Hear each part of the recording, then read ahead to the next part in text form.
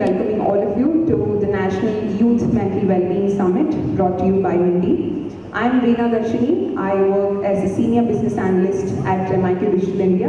But what I actually love is talking about mental health, discussing it in different forums, bringing awareness, being a part of creating change and making an impact. And that is the exact reason that I'll be delighted to be your host for today's event. So I welcome all of you once again. I would like to extend a special and warm welcome to our distinguished guests, our speakers, all of you, the enthusiastic attendees and our partners. Your support means a lot to us. A couple of housekeeping rules and pointers. You would see a couple of exits to your right from where you're sitting. So you can use the exits to go out for breaks, and when you use the most backward exit of the hall, you can use the restrooms right to your right. We request all of you to put your phones and any other gadgets on silent so that we don't have any distractions through the event. And yeah, let's hope we stick to the time. Though we are slightly late, we hope to keep up to the agenda and hope you all have a really good time with us. So now getting into action, mental health is a very intricate topic that requires a collaborative approach. And today we have an opportunity to create a meaningful impact working together. About 10% of the children under the age of 17 experience anxiety, and about 5% of them are diagnosed with depression. And 1 in 7 10 to 19-year-olds experience a mental health disorder, accounting to 13% globally. And more than 4 in 10 students constantly feel pressurized and persistently hopeless. In teens and young adults, 1 in 10 students consider seriously on attempting suicide because of any cause, be it family problems, academic pressure, bullying, or societal judgment, etc. These are just numbers from surveys with a sample population or people who came forward to get it clinically tested or diagnosed. We don't know how many more silently suffer. Here we are, not to talk stats, but to discuss solutions. Now, a quick sneak peek into Mindei, who is presenting this whole event to you. Mindei is where mental health care meets innovation, where human emotion meets technology. Mindei is on a mission to revolutionize mental health care and to make it affordable and accessible for young adults and teens. Team Mindei believes that genuine empathy combined with cutting-edge technology and they've built a unique platform that truly understands and supports the mental health care required by every child. And they're aggressively working with schools, colleges and parents to break the barriers that prevents each child and young adult to get the mental health care that they deserve. So I'll give you a quick walkthrough of the agenda, how today looks like, as a result of the efforts of Mindei to bring together the best set of people and panels to discuss about mental health and well-being. We have a power-packed and productive agenda today. We have an interview with singer, musician and composer Mr. Abby. We have Ms. Lakshmi Seshadri, founder and CEO of Mompur, for our keynote speech. After which we have a 15-minute networking break from 11 to 11:15. And then we have a first panel discussion of the day of identifying and addressing mental health challenges in schools and colleges. The people in the panel are Dr. Indrajit, pediatrician and child psychiatry practitioner, Ms. Jyoti Mehta, counseling psychologist, Mr. Naveen Anjotong, deputy principal, International School, Bangalore, Ms. Reshma Sanjay, lead counselor, wellness team at National Public School. This panel discussion will be moderated by one of our co-founders of Mindei, Ms. Rishu Srivastava, post which we'll break for lunch for an hour and we'll gather again at 1:30. We'll have a short film premiere, after which we'll have our second panel discussion of the day, which is parenting for mental wellness. In that panel we have Ms. Riddhi Doshi Patil, child psychologist and parenting counselor, Ms. Goda Haripriya, parenting educator, Mr. Haider Justin, leadership coach, psychotherapist and NLP practitioner. That session will be moderated by one of the other co-founders, Mr. Saira Natarajan. After which we'll again have a tea and a snacks break combined with obviously networking from 2:45 to 3. And finally we have the third panel discussion of the day starting at 3 p.m. Navigating mental health in the digital age. And that panel consists of Dr. Meghna Singhal, trauma-informed psychotherapist, Ms. Richa Singh, co-founder and CEO Happiness, Mr. Shreyas Mehta, CEO of the Medivision, Ms. Mohan Chinnappa, author, host and founder of the Moa Show, after which we have the closing remarks. So with that agenda, I believe all of us are in for a thought-provoking toss today. So what's an event without a little game and fun? If all of you can see, you'll have small paper cutouts in your tables. It's basically a mental health bingo. You'll also have pencils near to the cutouts. So what you have to basically do is each of your bingo sheets, okay, I'm loving the excitement that you already are taking in the bingo sheets. So what you have to basically do is, there are a couple of terms or words or jargons related to mental health in that particular sheet. And throughout the day, we have a lot of speeches, we have a lot of panel discussions, we have our speakers coming in, and all of them will be giving us a lot of words outside. So when they talk, you have to find out the particular words in that bingo. If it matches with them, you have to strike out that word. Like if you identify a particular word from a speaker, you have to strike out that word. Not all of you will have the same set of words in your bingo. So by the end of the day, before the closing ceremony, whoever has the highest number of words striked out in your bingo, you are in for a special prize. So if it's a tiebreaker and if 2 or 3 of you have the same number of words in your bingo, what we'll basically do is, the tiebreaker is, you should identify which speaker said which word in which session. So that will basically be the tiebreaker, and if that also doesn't come around, obviously the people of India are very kind, genuine and compassionate. They will give you prizes if it's 2 or 3 of you. So that's adding a little fun to our event today. With that, I would love to give a short intro about our star product, star tool of Mindei, which is the Mind Voice. So utilizing breakthroughs in cognitive neuroscience and AI, Mind Voice listens and understands the nuances of your mental states. You can experience a comprehensive analysis of your stress levels, confidence levels as you talk to the tool. It will analyze your voice patterns and use neuroscience and AI techniques to evaluate your mental well-being, and it gives you a comprehensive analysis evaluating multiple dimensions of your mental well-being. Now I'm pleased to welcome and hand over to Ms. Rishu Srivastava, co-founder of Mindei, to walk us through and give us a demo of this Power Pack tool. Over to you.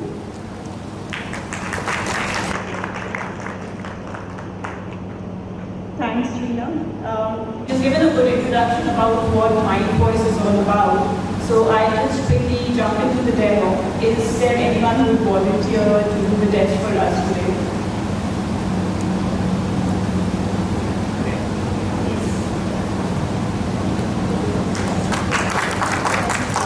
Can you do your introduction, please? Hi everyone, I'm Manita. I come from National Public School, ITPL. I'm the Public Relations Officer over there. So I'm just accompanying our team over here, Ms. Reshma Sanjay, who also happens to be the speaker for the day. Thank you. Thanks, Anita. I'll request you to go there.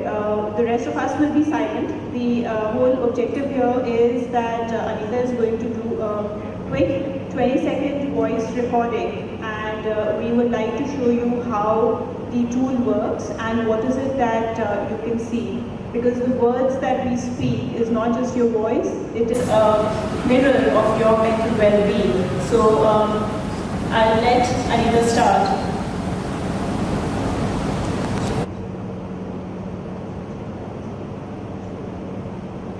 There's going to be a short text which she'll be reading on there, so you're not going to be able to hear what she's saying, but you would be able to see the results of the assessment.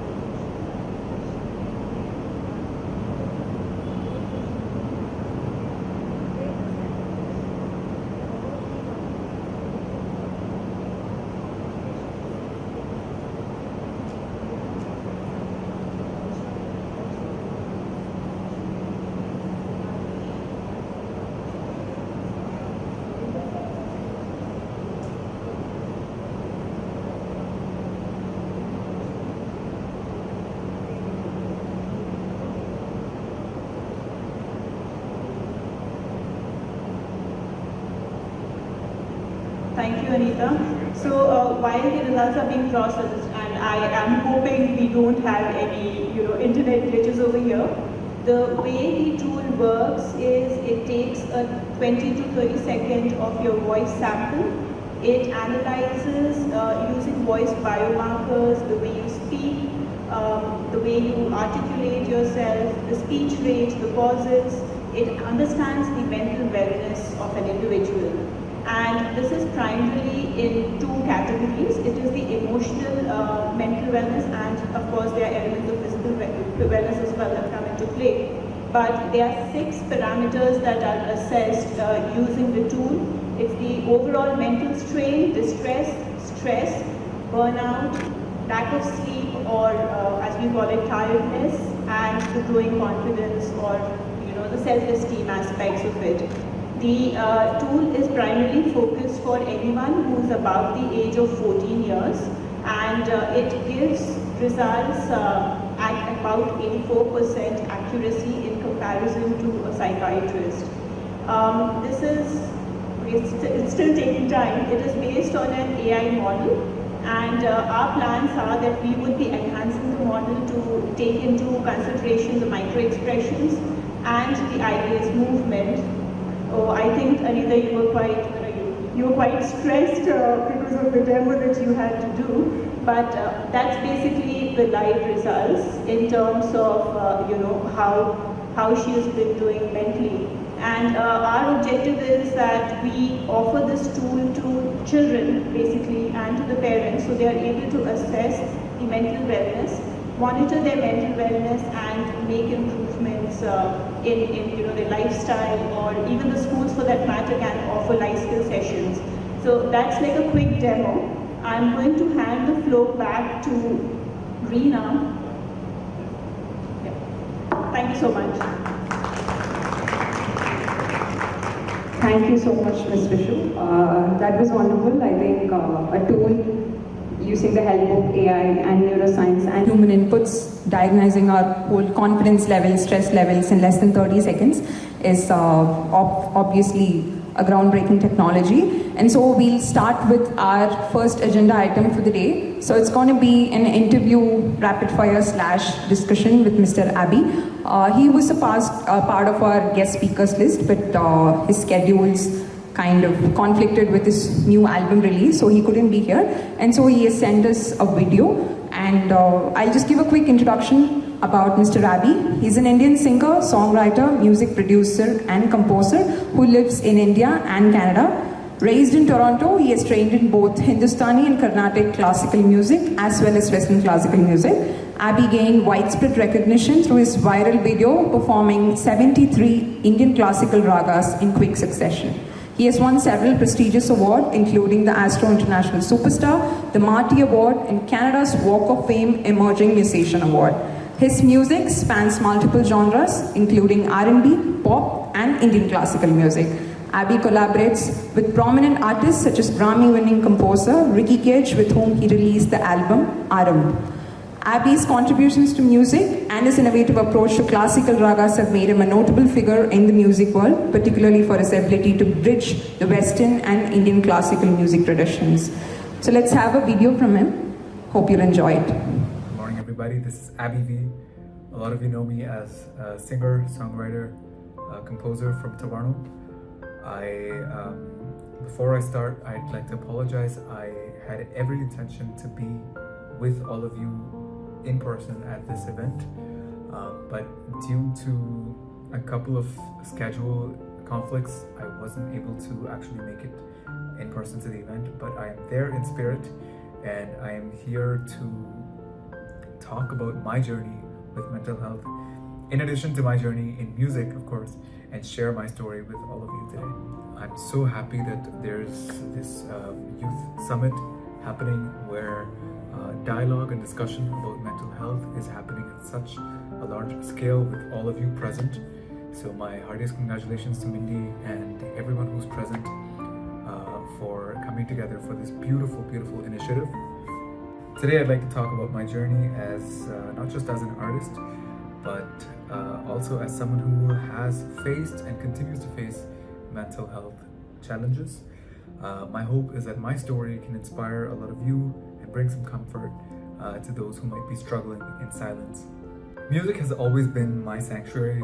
A lot of you know that I grew up with music because of my dad. A lot of you, I'm sure, have seen videos of my dad and I singing together. So grew up in a very musical environment, and it was always part of the household. And because of that, I think I was able to express emotions in a way, in musical ways that perhaps I wasn't able to in words.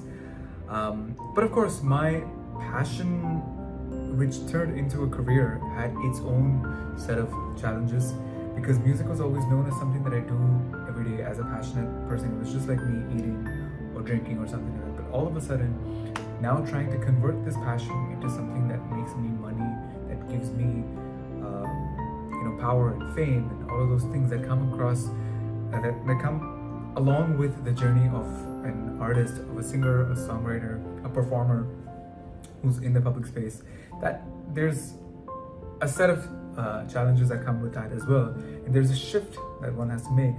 I was always sure that I was gonna be a career musician. I knew that I wanted to take up music professionally, but of course, South Indian and having the pressure of doing getting your degree.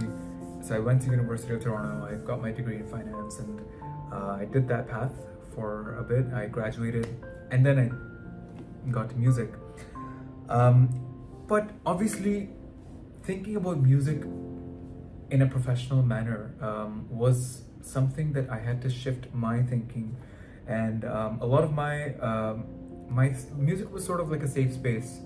I wasn't growing up. I wasn't the most extroverted kid. I was socially awkward, still am, and because of that, I think music and a couple of other things, like for instance, speaking to someone in Tamil or Hindi, these things always made me feel very secure and safe and gave me a lot of comfort.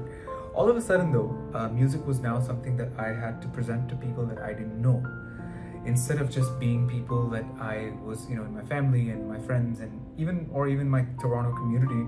All of a sudden, there was a pressure of getting my music out to the public, to people that I had never ever met. So it almost felt like I had to open up this part of me to strangers. And that thought was petrifying. I was always good at performance. I had no issue with performing on stage, because it was always something that, you could just get it done. It was that moment. So whatever happens within those, that 90 minutes or whatever, it's that performance, and then you can go home, forget about it.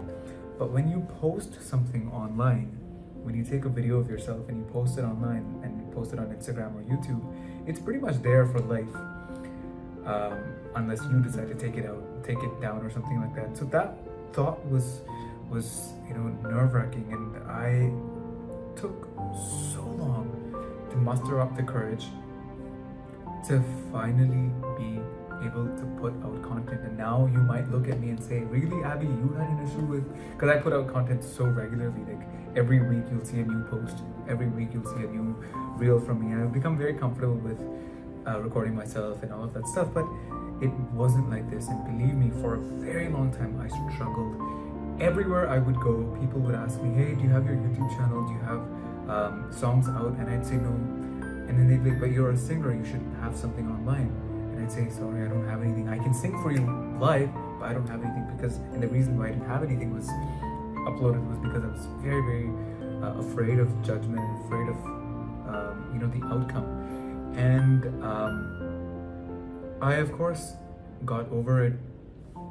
It was so much that took out of me to post that one video, which ended up going viral and opened up a lot of doors for me, which was called 73 Ragas, that Vogue set challenge series that I did. And that's when I realized that, I think a lot of this is just, it's built up in my mind. And that's when I realized the power of rewiring your thinking, and perhaps understanding your mental blocks and your mental struggles, which cause certain things and cause certain behaviors and some actions. For me, I realized I was always extremely petrified of the reaction and the outcome of whatever I do.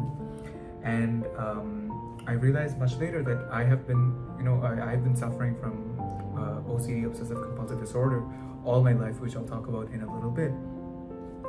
And the fear of outcome, the fear of something going wrong, is what blocks certain things in my life. And even though as passionate as I am about music, and I absolutely love sharing music, I love the fact that I can relate to someone sitting probably in UP right now, or in Tanjore, or some part of Budapest, and I get messages and say, I just came across your music and it made my day, and it makes my day reading that, because it's just so incredible that I can connect to someone else that I've never ever met, or I might never even meet. I love that feeling, but the fear was so strong that it completely blocked me from sharing my music. And I think that the moment I stopped letting that fear get the best of me is when I realized that I have to work on certain mental challenges that I have, mental health challenges. And that's when I realized, that's when I started taking my OCD behaviors very seriously. I started taking some therapy for it, and I continue to do so. I'd like to mention that OCD is often misunderstood.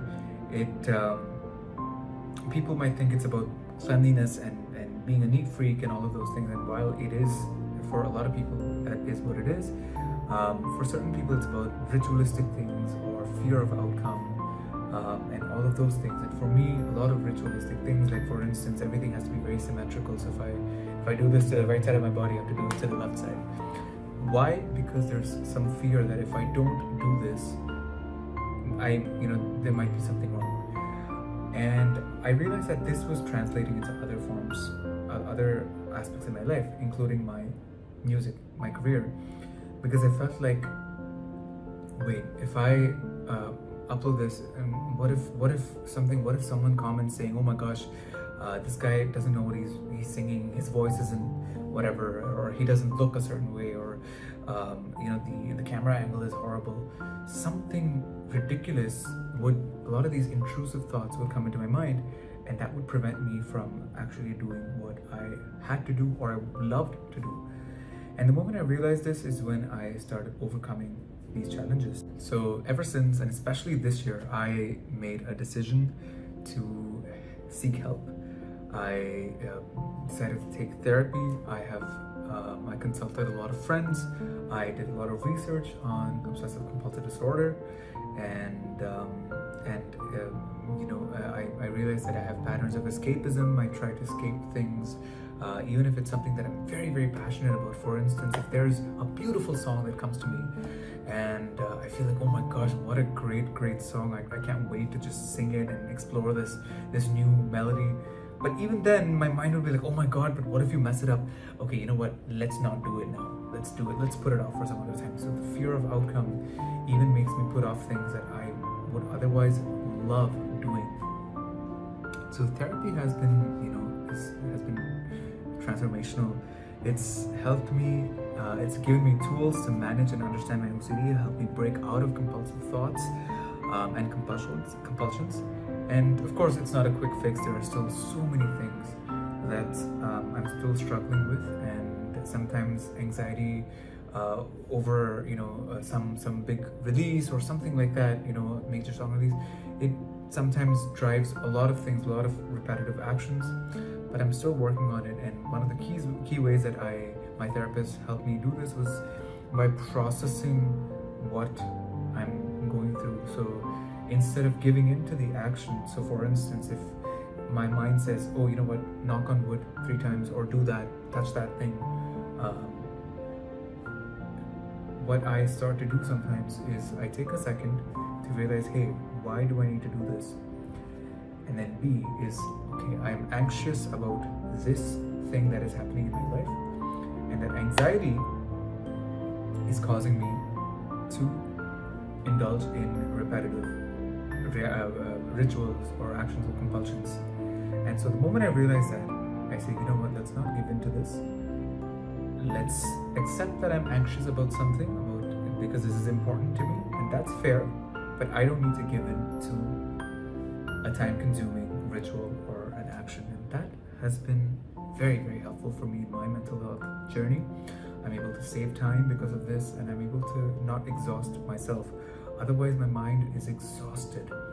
It's doing so many things, and of course, a lot of people don't know this about me, and I'm so happy that I'm sharing this with all of you today. But otherwise, my mind does get very exhausted, and now I feel that slowly I'm not getting as exhausted with these overwhelming thoughts. Now that I have gotten some help, next steps are, of course, staying consistent with it and consistent with getting help. It's, of course, I'm not even there's still so many things that I need to work on, and I acknowledge those things. So I need to have a plan to stay consistent, and that's a very, very important step in taking care of your mental health. You need to have a plan on how you're going to continue staying consistent with being mentally with keeping your mental health in shape. One of the ways that I have started to do this is by working out and eating right. I got a trainer earlier this year, and I have been going to the gym every single day, every time I'm home, and I eat right. I try not to have a lot of processed foods. I noticed that a lot of these things help me in helping my mind stay healthy and my thoughts not becoming too intrusive, because I also feel that I'm in control of how I'm leading my life, and I'm happy with the way that I'm leading my life. Those things are there. I, of course, plan to continue with my therapy. I do also plan to start some form of meditation in the near future. Because of my schedule right now, I'm not able to start that yet, but I do plan to do that. And I would encourage a lot of people, because I have a lot of friends who speak very, very highly of meditation, or just sort of some quiet space to gather your thoughts. And I think that's something that I will be doing soon. I also plan to start journaling. I briefly started doing a gratitude journal. There was a time that I was going through a low phase a couple of months ago, and I started writing about my things that I'm grateful for, and that was very, very helpful. Every night before I go to bed, I also thank the universe. I say something that something of a gratitude prayer, which helps me just say thanks to the universe for helping me get through the day. And these are the things that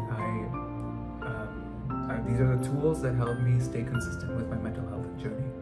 Mental health is a very, very important topic of discussion, especially for the youth and the younger generation. Because looking back in my childhood, I showed a lot of symptoms of OCD as a child, but I think there was because of lack of awareness from myself and those around me, my family. No one really knew why I was doing certain things, why I was, getting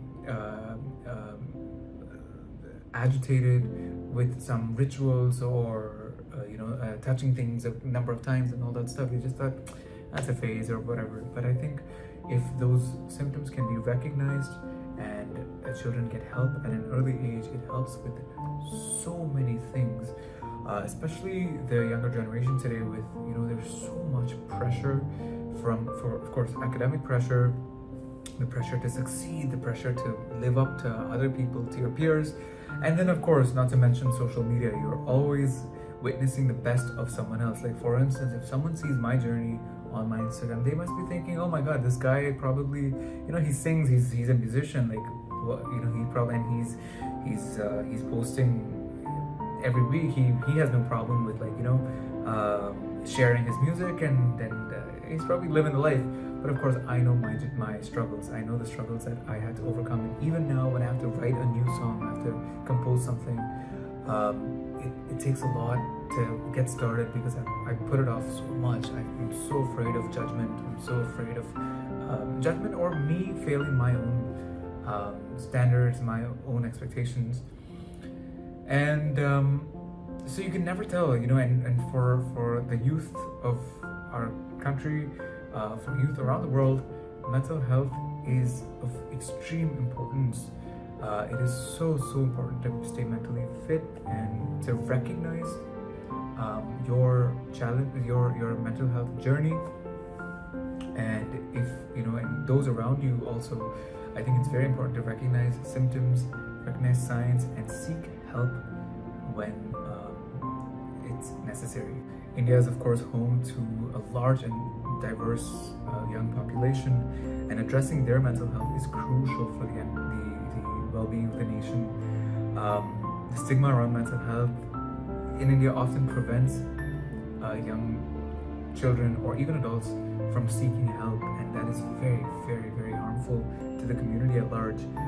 Many of them are afraid of being judged by others, by the community, and because of that they suffer in silence, and that is absolutely one of the most harmful things to them, to their mental health journey. So I think we definitely need to create an environment where mental health is openly discussed and seeking help is seen as a sign of strength and not weakness.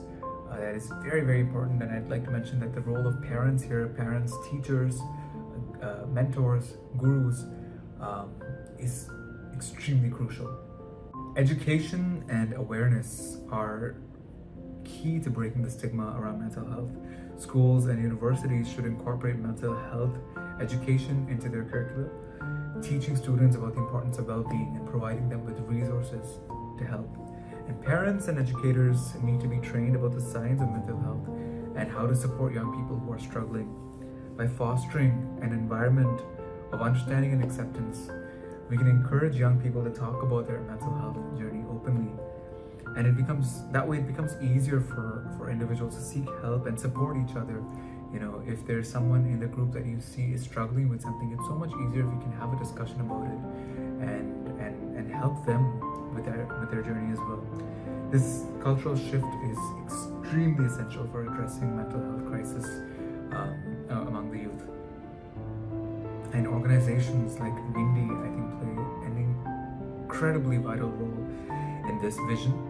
Mindei is of course dedicated to improving mental health among children, adolescents, and young people through innovative tools and resources. And their tools, Mindvoice, which I've heard so much about, and Mindei, empower parents, educators, and mental health practitioners to identify and address mental health and emotional health issues from early on. By providing accessible and effective solutions, Mindei is making a profound impact on the mental well-being of the youth. Mindvoice and Mindei are powerful tools that are leveraging technology to support mental health. Mindvoice and Mindei are using powerful tools that leverage technology to support mental health. And it's so incredible to see that this is targeted especially towards the youth, children, and adolescents. This must be incorporated in education systems around the nation. I think this is so important to be inculcated into the curriculum of schools, so that it is an accessible tool and resource for students across the nation. And of course, each of us has a very important role to play in spreading awareness and supporting mental health initiatives like Mindei. Whether we're directly affected by mental health, or we know someone, or we've just heard about it, we can make a difference. The first step, I think, is to educate yourself, to get more awareness of mental health challenges that affect societies, and support organizations like Mindei by connecting them to schools and colleges and to education platforms. Encourage your family and friends to use these tools and to have an open discussion about mental health challenges, and spread the word about an organization like Mindei that's doing such good work. I think support from us in any which way, by just even tweeting about them or putting up a story, can really go a long way. You never know who's suffering from mental health, or who can benefit from incredible tools and resources that an organization like Mindei provides. Community support is, of course, essential for our mental health, and when we come together to support each other, we create a network of care that can really significantly make a difference in people's lives. I applaud all of you for coming out today and supporting this initiative, and I encourage all of you, all of us, to come together as a community to support more initiatives and more organizations like Mindei, to spread awareness and to normalize speaking about, having discussions about mental health and seeking help and getting help, getting the resources. I look forward to the day that any child in this country, around the world, can have an open discussion about mental health challenges that they're facing and seek the help that they require. And before I conclude, I'd like to thank each and every one of you who came out to this event today, and for your commitment to improving youth mental health. And remember, it's okay to not be okay. Of course, as the founders of Mindei say, it's definitely okay to not be okay. I'm very, very okay to talk about my mental health struggles today, and I think a large part of that is because of the discussion on mental health, about depression, about OCD, about so many other anxiety that so many other creators and celebrities talk about, that makes it so okay for a lot of us to also talk about it. Of course, I'm a singer, I'm a creator. I believe in the power of healing and bringing people together through music. And before I conclude, maybe I'll sing a quick song for all of you. Maybe a medley of a couple of songs where we can talk about a couple of mental health issues or the journey of mental health, perhaps. ऐ जिंदगी गले लगा ले, ऐ जिंदगी हाँ गले लगा ले।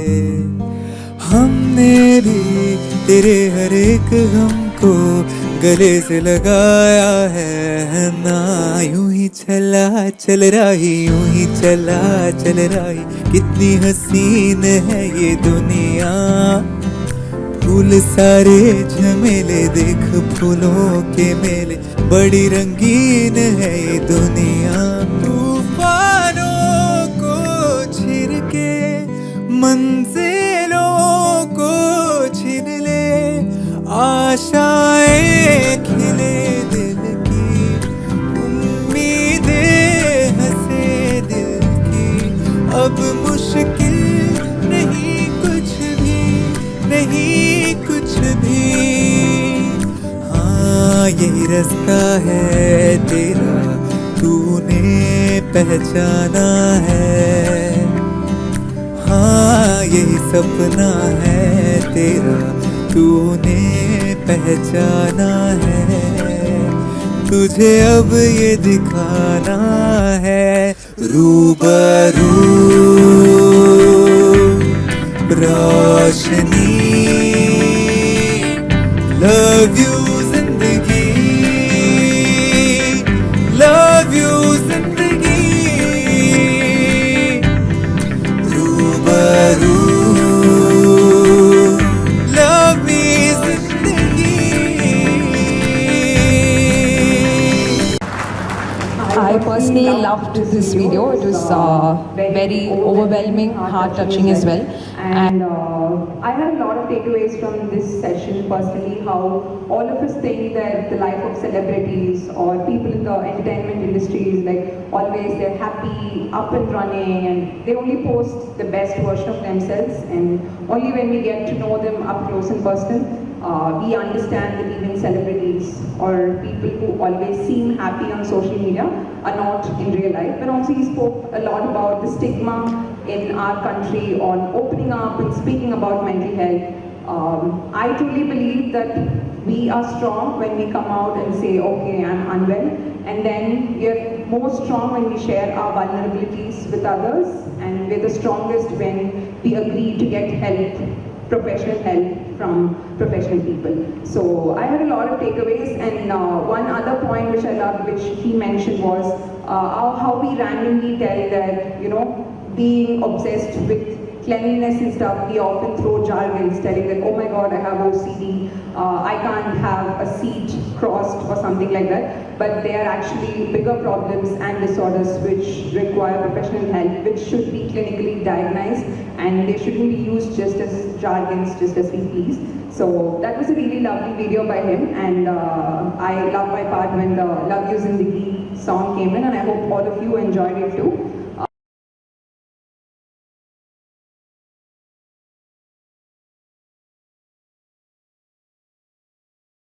Social entrepreneur, engineer, ex-model and Mrs. India, who was crowned Mrs. Perfection among the top 10 of Mrs. Universe in 2016. As a believer in purposeful living and making a difference, she founded the Joy Box project, which redirects surplus from the community to the NGOs and orphanages, spreading joy and reducing clutter. Post-pandemic, she noticed the burnout of moms juggling multiple roles, and then she initiated Mom Power 360 to empower them holistically. This project brings together experts to enable, motivate, inspire, and empower moms, fostering a sisterhood where moms grow in body, mind, and soul, creating happy homes. Though her heart remains in India, she has lived in Florida, USA for 15 years with her husband and 3 sons. In her spare time, she enjoys gardening, cycling, swimming, and reading books. We are very pleased to have you with us, ma'am, today, and I welcome you to deliver the keynote address. And we are extremely delighted to have her in person because she has been through a couple of hurdles from the morning. Welcome, ma'am. Hey guys, how's everyone today? Doing good? How's the mental health going in the room? So, firstly I would like to start off saying I'm definitely not prepared for the speech. I landed today all the way I came flying from Florida, and it's been like a crazy long journey. I lost my luggage. I didn't have even clothes to wear, so when I came in, I'm like, okay, I need to figure this out. So this whole morning I've been running crazy, but it was, I think, a good starting point for me to understand the emotional resilience and the fact that today we're talking about mental health, and I was like, wow, this is really testing the limit. But yes, I'm so happy that I'm here. Such an honor, and Sairam was at our conference last year, and he was definitely a rock star. He gave some serious goals for dads at the event. All moms were like in total admiration. He's such a fantastic human and a great dad, and he spoke about dad's perspective at our event. As you know, I do conference for moms. That's something that I started during pandemic. I just felt moms were so burnt out. Again, bringing back the whole mental health situation. I saw moms struggling with depression and anxiety and the overload of doing so many different roles in their lives, and it was like a common thing that we would all talk about when we met, but it wasn't something that was all out and open, and I kind of felt like, gosh, we need a space where us moms can talk about it and feel supported and feel comfortable. And I said, you know what, I'm going to do a conference for moms, and my husband's like, go back to sleep. I was like, no, seriously, I think I'm going to do a conference for mom. And that's how it literally started one fine day. And then within few months, I came here, I pulled together the craziest conference. We had Madhu Chopra who came in, and a lot of amazing, fantastic speakers. But that what gave me kind of strength when women came to me and said, like, we really needed it. I didn't know what I was doing, but I recognized that we needed a space to discuss mental health issue. And I also knew that in my core, if we enable mothers, we enable the next generation. And when we're talking about youth and empowering them, their mental health, how can we expect mothers to enable their children to talk about mental health or anything for that matter when they themselves are struggling? So mental health was one of the key areas that I focused on, other than, of course, parenting, relationship, fitness, nutrition, career, and all of that. Because we don't come with a manual when we're moms. We get married, we're just trying to figure that out, and then we land up, with children, and then we're trying to adapt to that, and then you're trying to figure out your whole career, and it's just a lot of pressure. And when you talk about mental health, it's almost like working out, right? It's like over time, you know, it's something that you develop, you know, like the way you develop your muscle. And also same thing with the emotional health. It's something that you consciously develop by positive thinking. Certain practices, even overnight, you know, mental health doesn't get affected. It's something that is simmering at the bottom. Could be childhood trauma, it could be certain situation that's happened, and it's a cumulative thing. And when mothers are going through it, the people who face it and feel it are also people within their family, the spouse, the children. So my goal was like, how do we empower mothers? And here, of course, a room full of counselors and therapists, and you guys have a whole different perspective. And of course, you know, a lot of studies has gone into it, but it's about these women wanting to seek help, because a lot of them don't even seek help, because again, the taboo in the society. How many of them boldly say that, you know, I think I'm not feeling right, I think I'm depressed. So we still have this taboo around mental health. Mothers don't talk about it, so how can the children talk about it? How can they reach out to the parents and freely be able to express? They rather go to friends. So how do we create this conversation within the families where mothers are also talking about it with their children, so children feel comfortable enough to talk to the moms as well? And in today's world, our youngsters are, you know, a lot more under pressure than probably in our times. We didn't have social media. We didn't have any pressure the way they have now. We didn't have the distraction. So it was a totally different world. And in today's world, it's like so much more. And no one's talking about it. It's almost like we're the first generation of parents who have been given this challenge. And now it's more important than ever that we, as parents, teachers, you know, counselors, we all kind of come together to talk about it. And that's why such forum, you know, what Sairam is doing, what we are doing, it's all important. The more we talk about it, the more we enable these mothers to take action, to kind of be able to seek help. A lot of them just don't seek help. They go through it. They don't even identify that, wait, this is what's happening. So our first goal, cumulatively, is to make them understand, like, how do we empower? Now, as a child, what I saw around me was same thing. A lot of them didn't talk about it. They were silently going through. It made me wonder why some families are so much more happier. Why is it that some families struggle? Because it's mother's health and mental health is directly correlated to what's going on within the family.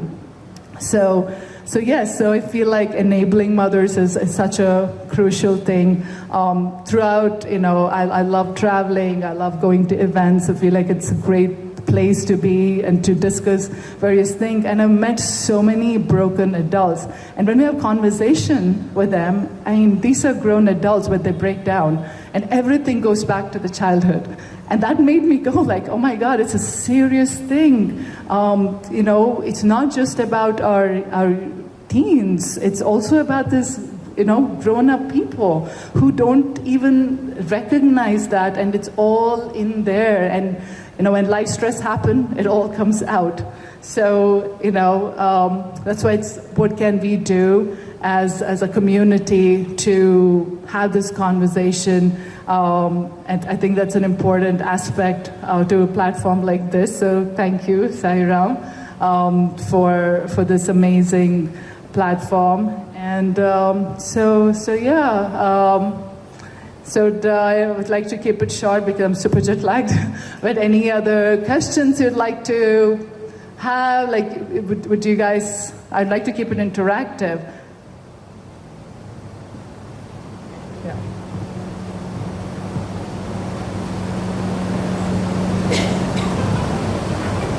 If any of you would like to ask any questions, we can pass around the mic. And let me ask you guys some question too. So how many of you guys here are like from therapy, counselors? Okay, I'm just trying to study the room. And how many of you represent like the school, the principals and teachers?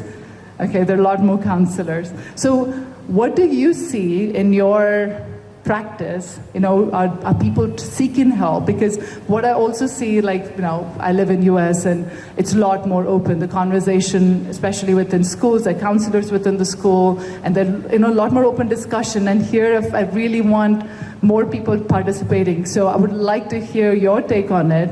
Go ahead.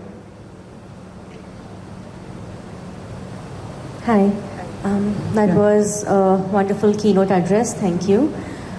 So I work with Podar Education and I've been a counselor for the last decade. And one thing that I've noticed is while today in the conversation of mental health for children and the youth, parents are willing to recognize the signs, but they're not willing to understand that the sign is a root cause to a diagnosis that's required for their child.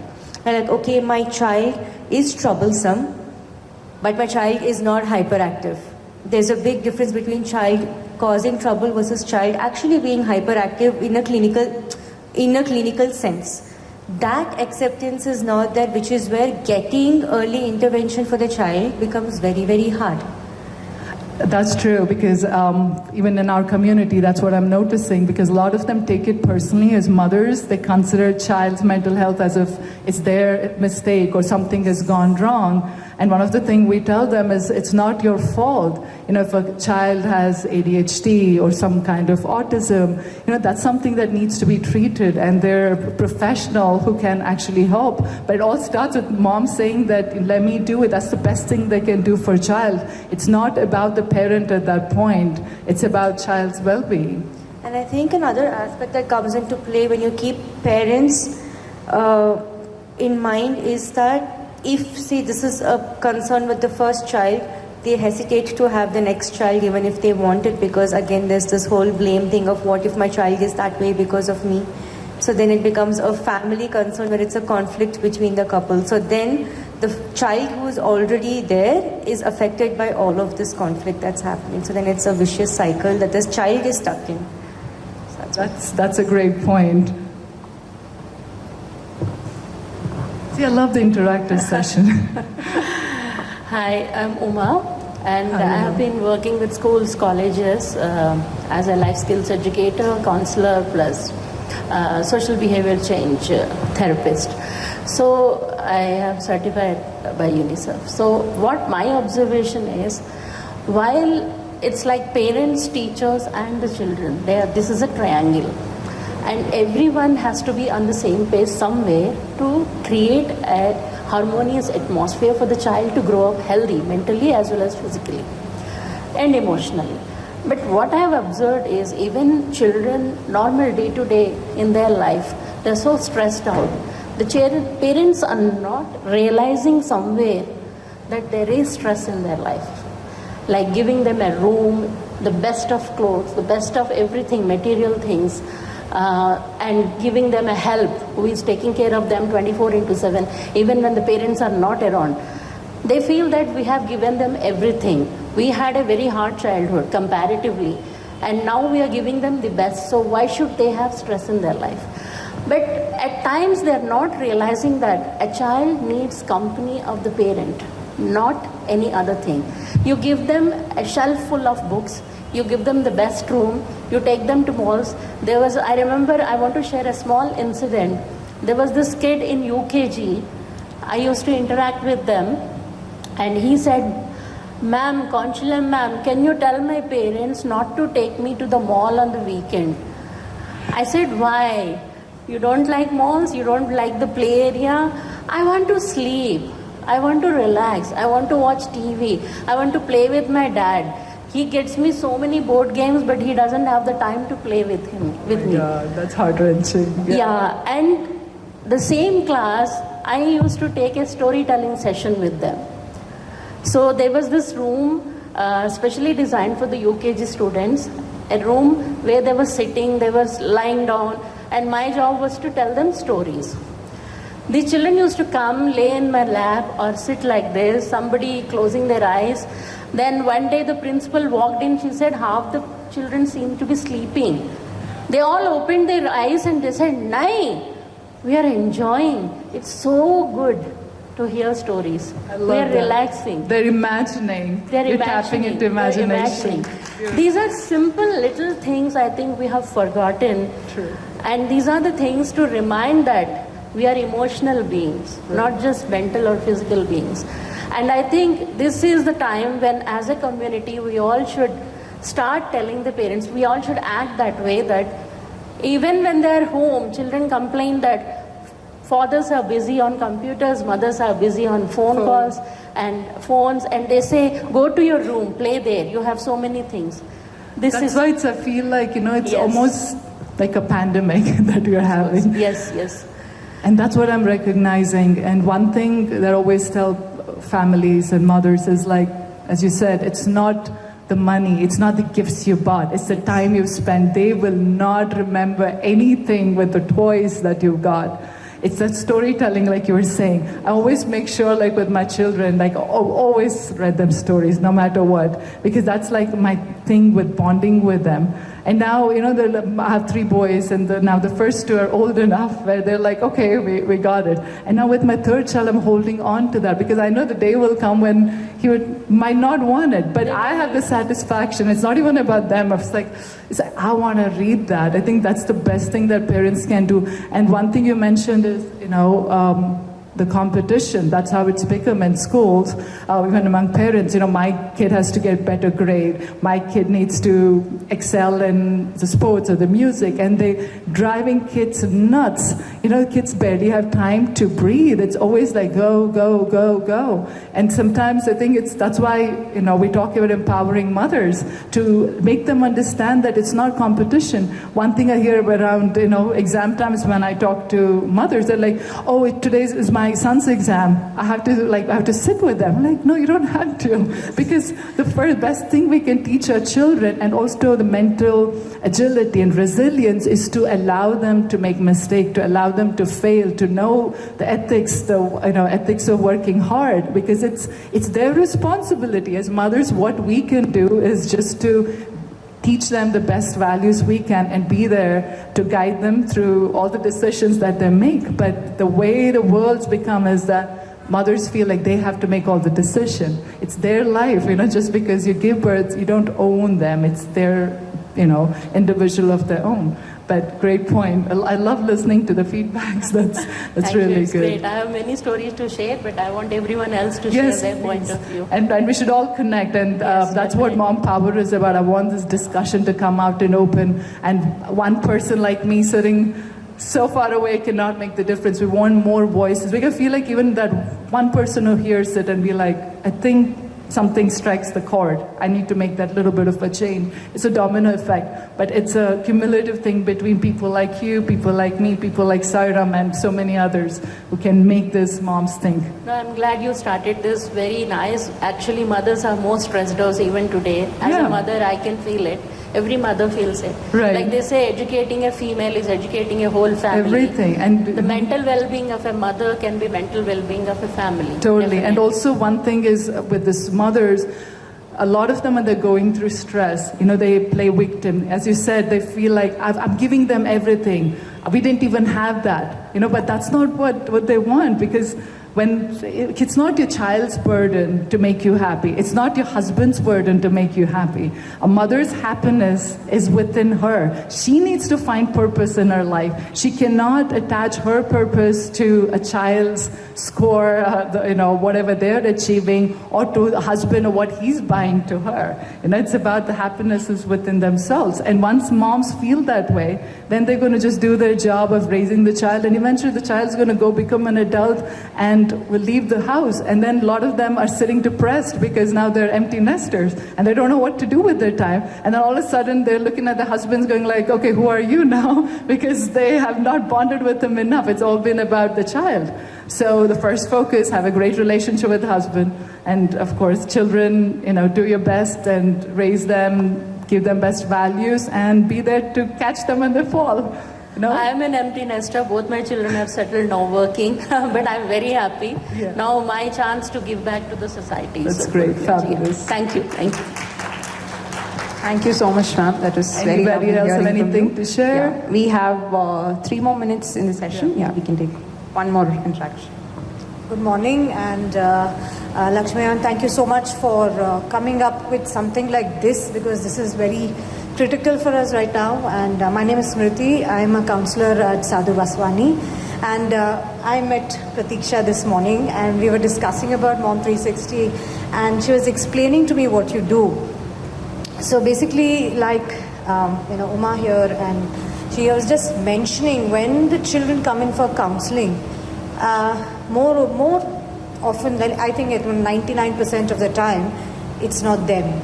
It's always something that stems from where they're coming from, the environment. And we bring in the parents, and they bring in the diagnosis, which they don't want to see and accept. Most of the time, they say that this clinic did a terrible job. So we send them to another clinic. So there's none of the clinics actually doing a good job because the diagnosis is wrong. So they're not able to accept it in the first place. So that makes our job very difficult. And around 80% of the time, it happens to be the mother's fault. So I had both the parents sitting, and the father says it was her job, and she probably didn't do it well. The mother actually looks guilty. She sits there and she cries about it. Yeah, I didn't do my job. Almost like I had even a mother-in-law come in with her son and the daughter-in-law, and she said she started work, and therefore the child is suffering.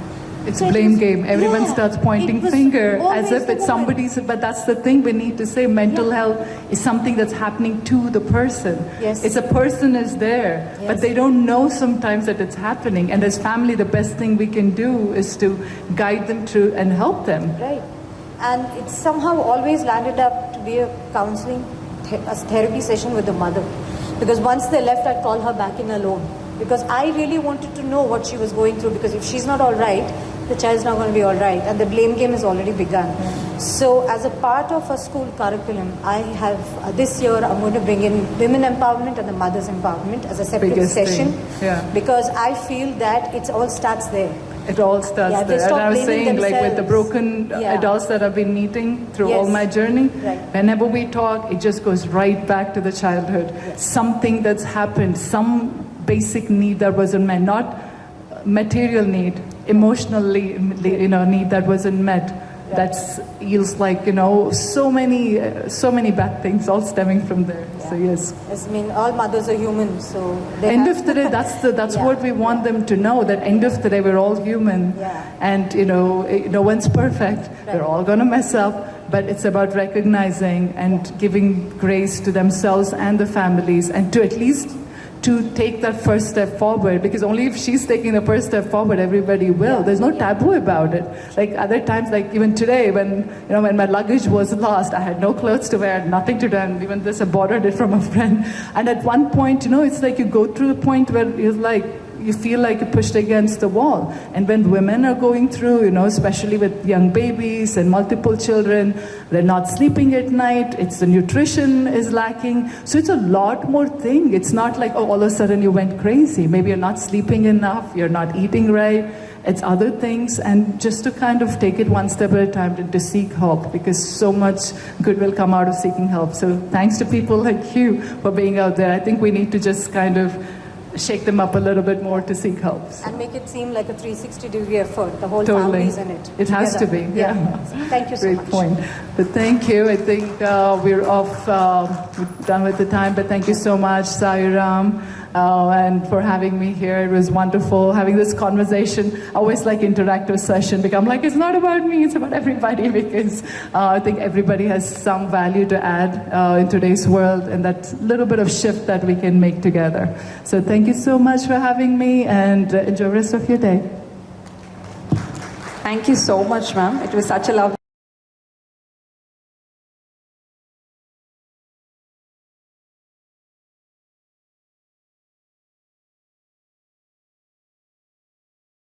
good time networking and chatting with people you found some newfound friends during the break.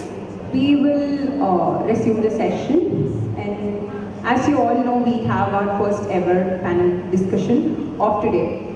So, as I already mentioned, the topic of this panel discussion is identifying and addressing mental health challenges in schools and colleges.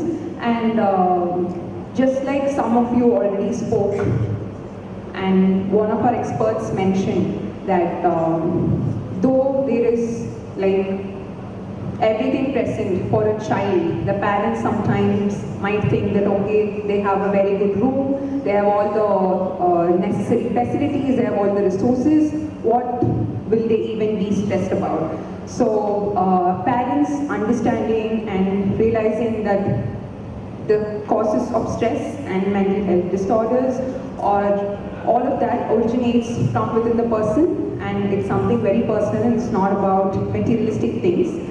So I would just like to share a small snippet of my personal experience. So when I was in school, it was almost time for my 12th boards, and not to flex, but I was a topper at school. I was a topper in my 10th boards. So for my 12th boards, all eyes were on me, my parents, my teachers, everybody I knew, and all of them were expecting me to top my school. I kind of was in the top 5 in the state as well in 10. So they were like, okay, how many centums is she going to get and all of that. And my parents never academically pressurized me to study well. It was always me, and I put more expectations on myself. And unfortunately, I faced an accident just before my boards. It was a major accident, and I had to be hospitalized for a month or 2. And I was totally shattered, devastated. I was like, oh my God, I prepared a whole year for this exam, and just when I'm going to give my boards, something like this happened. And all my teachers came in, they were very supportive and all, and they were like, your health is important, your body is important, you can give the boards next year, it's no big deal and all of that. So while I was trying to process the physical pain from the accident, I was very low. I felt very low. I went into depression thinking that, oh my God, I'm going to take a year's break, especially for something that I prepared for so long, and all my friends, career mein mujhse aage nikal jayega and all, and my friends will be in college when I do my 12th, if I take a year's break and all of that. And I suddenly used to have anxiety attacks, panic attacks, and I was diagnosed with depression as well. And that is when I realized that mental health is not only for grown people or adults, it is for anyone and everyone, and more especially it is for young adults and adolescents. Sometimes you don't even know that a child or a kid doesn't even know that they have some sort of mental health disorder, or they are facing some struggle mentally because they don't know how to voice it, or they don't know how to convey that I'm not doing well. So that is where we need our most care and attention. You guys as experts, parents, teachers, and everybody who are growing or raising kids and children have that extra piece to take in that responsibility to identify those traits. So that is exactly why this panel discussion is one of my favorites of today's event, my favorite agenda item. And with that, let me get into the introduction of the power-packed set of panel speakers that we have for the first panel. First is obviously Dr. Indrajit Topte, dearly called as Indie by Team Mindei. So, Dr. Indrajit is a consultant pediatrician at York Teaching Hospital's NHS Foundation Trust. He has nearly 30 years of experience in pediatrics with a unique interdisciplinary background. He has a very, very long list of qualifications. He is a fellow of the Royal College of Pediatrics and Child Health, FRCP-CH UK. He has a master's in Medical Sciences and Child Health from the University of Leeds. He has a diploma in Child and Adolescent Psychiatry, University of London. He has an MD in Pediatrics from University of Pune. He has been a gold medalist there. Since 2004, Dr. Topte has been managing children with developmental problems such as autism, cerebral palsy, behavioral and sleep issues and genetic disorders. He conducts initial health assessments for looked after children and unaccompanied asylum seeking young people. Dr. Topte collaborates with a multidisciplinary team including therapists, teachers, neurologists and geneticists, and teaches at Hull York Medical School. He is also proudly one of the co-founders of Mindei. Welcome, Dr. Indrajit.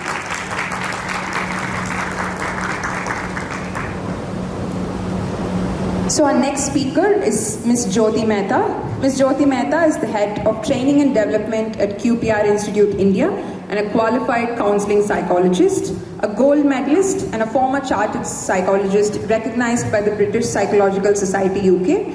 She has contributed to esteemed organizations including NHS London, Samaritans London, Fortis Healthcare, and Tata Institute of Social Sciences in India. With the passion and experience of working in diverse setups such as schools, hospitals, prisons, aviation and maritime industry for about a decade, her expertise extends in providing counseling support for individuals feeling suicidal in person as well as through a 24/7 helpline in India and in London. Welcome, Ms. Jyoti Mehta.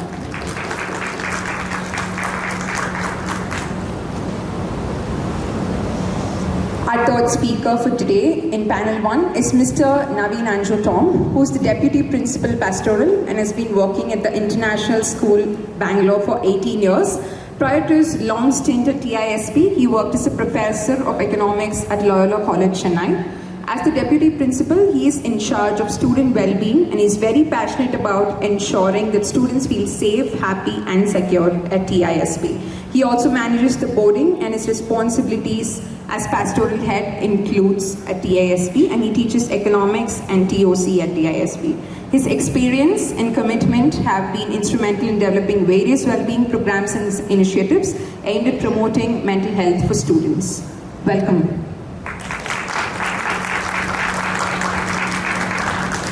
And for our final panel member, unfortunately Ms. Vandana couldn't be here, but we have a very capable alternative from the same institution, Ms. Reshma Sanjay. Ms. Reshma Sanjay handles the wellness team at National Public School, ITPL in North, where she has been instrumental in guiding and nurturing young minds.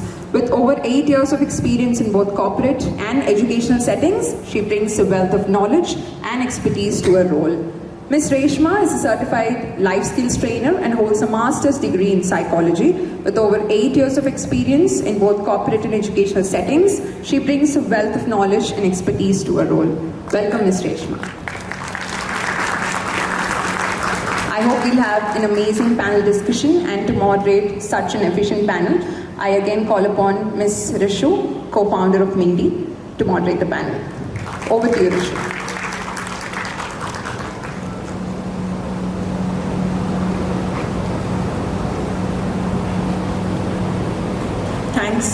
Thanks everybody, and thanks Veena. We will be starting off with the panel discussion today, which is focusing on the emotional well-being of children, school-going children, and basically the pressures that they face in school life. So I'm going to start with you, Reshma. What are some of the triggers or sources of academic pressures that are faced by students or young children in school? Good morning all. I think the child in me is already under pressure, okay, to take that question. So to bring in, I think there are a few things that we tend to see very peripherally, I would say, when we deal with children. And there are a few things which, as counselors, I'm sure, as therapists, we all know we need to find our answers from children.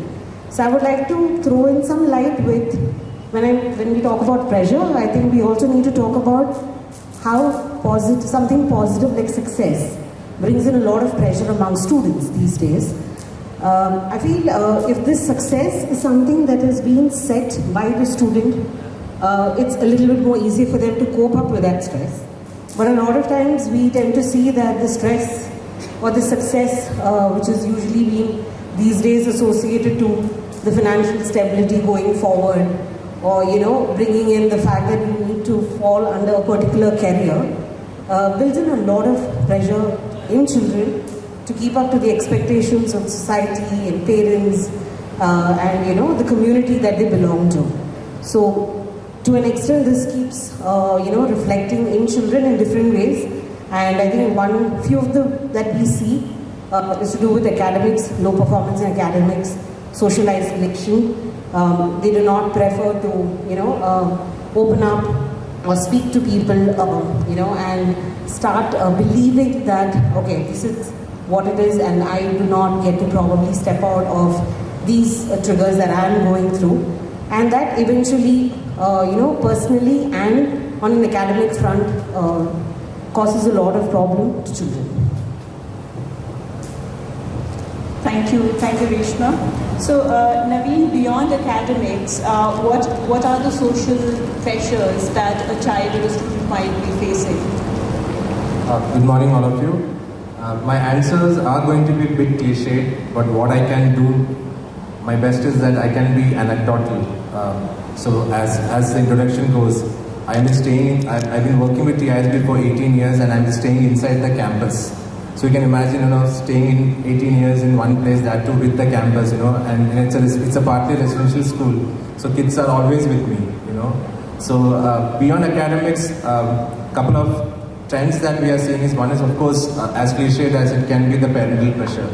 I don't know whether all of you will agree with me. One common trend that we are finding in international schools these days, this is, the other day I was having a conversation with our deputy principal in the primary, and she has been telling me that, the first thing the parents ask me is that if I put my son or daughter in TISB in primary or grade 1, I think the road to Harvard or Stanford or Ivy League becomes much easier.